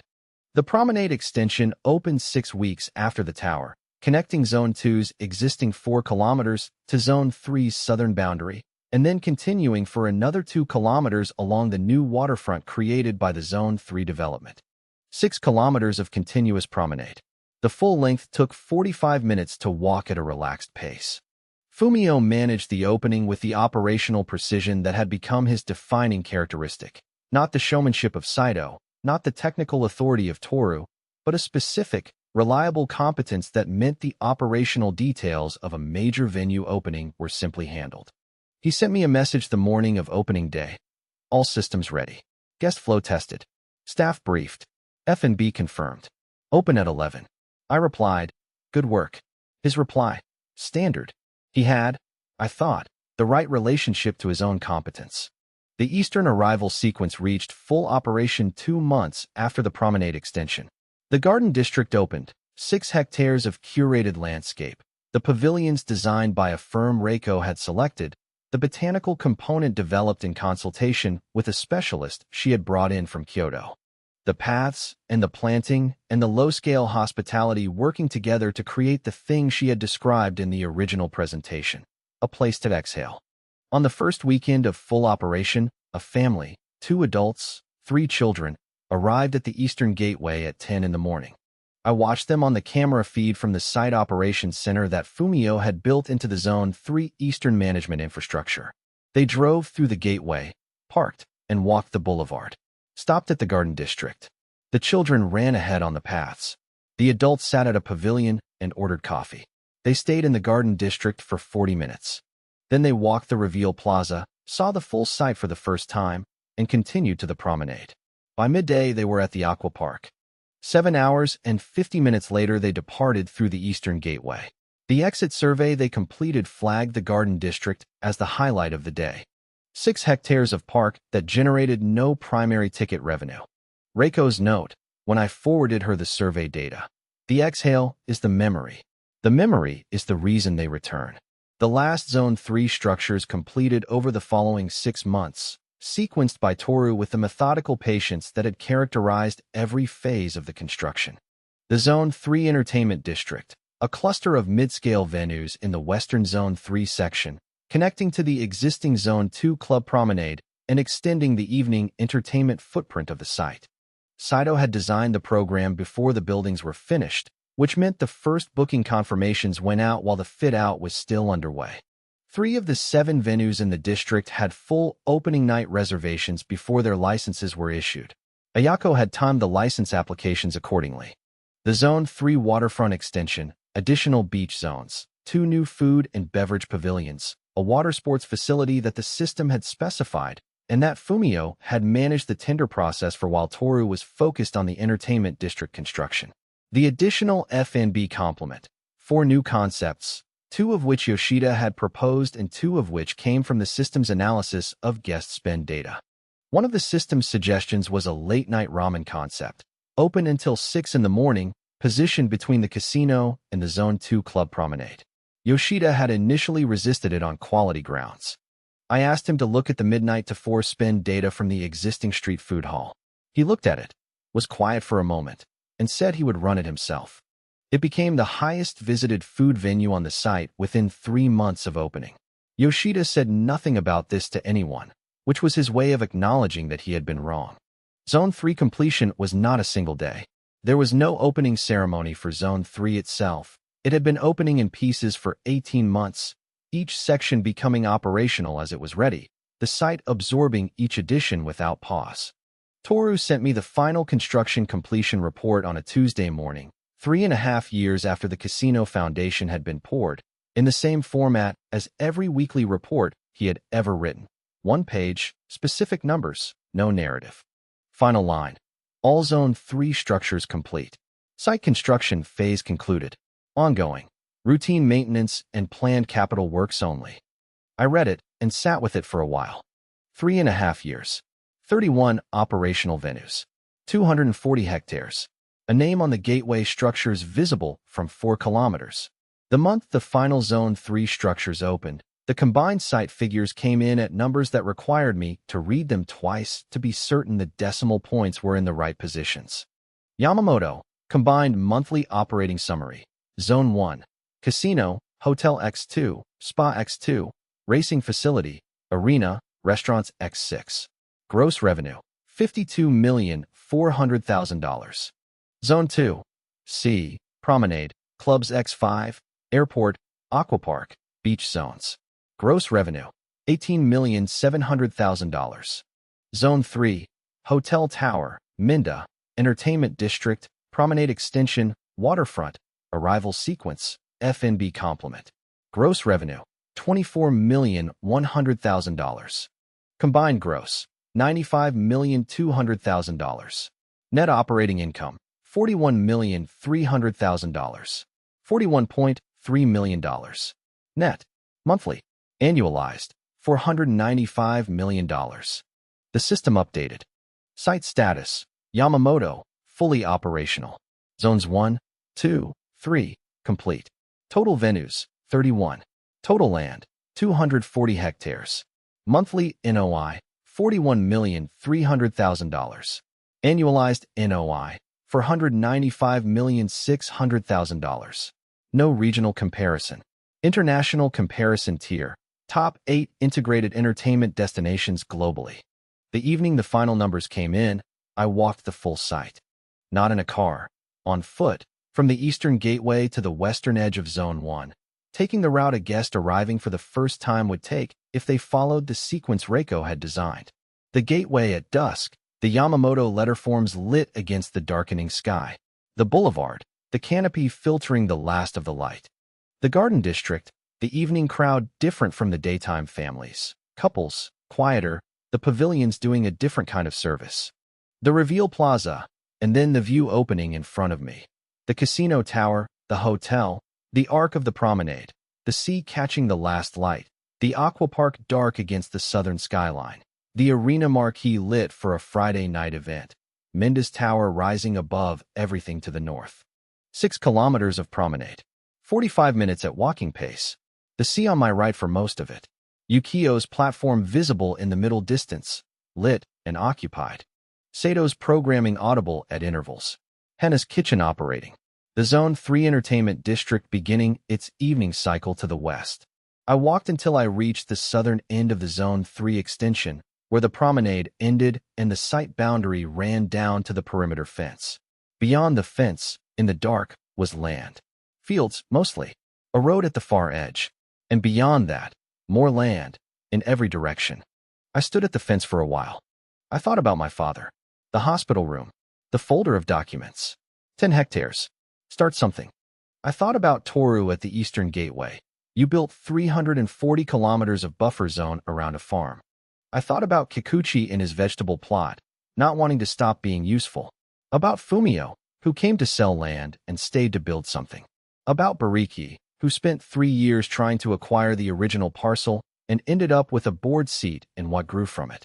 About Ruji, whose Thursday evening numbers had been declining when I walked into his club and told him a number that was precisely correct. About Hayato, whose name was on a lounge door in a casino that had become the anchor of a 240-hectare destination, for 3% of One Wing's revenue, and a letter of introduction he'd written on the second day of all of this. I took out my phone and opened the system notification that had been waiting since that morning. Yamamoto, Phase 1 complete. Current site, 240 hectares. 31 venues. Monthly NOI, $41,300,000. International tier, Top 8. You have built a destination. Phase 2 recommendation, scale. Not a new zone. not additional hectares on the current site. A second site. The system has identified 3 candidate locations globally. Analysis attached. The methodology used to build Yamamoto is transferable. The knowledge, the team, the operational systems, the brand, all of it moves. The question is no longer how large this site can become. The question is how many sites there can be. Recommended first location, attached. I looked at the notification for a long time. Then I looked at the dark land beyond the fence. Then I called Toru. He picked up on the second ring. The system has a new objective, I said. A pause. How large? Global. Silence. Longer than his usual silences. I'll need a bigger crew, he said. He hung up. I put the phone in my pocket. The fence was in front of me. Beyond it, the dark land. Beyond that, a world that did not yet have a second Yamamoto in it. Not yet. 3.5 years ago, a man in a hospital room handed me a folder and said, "Start something." He didn't say stop.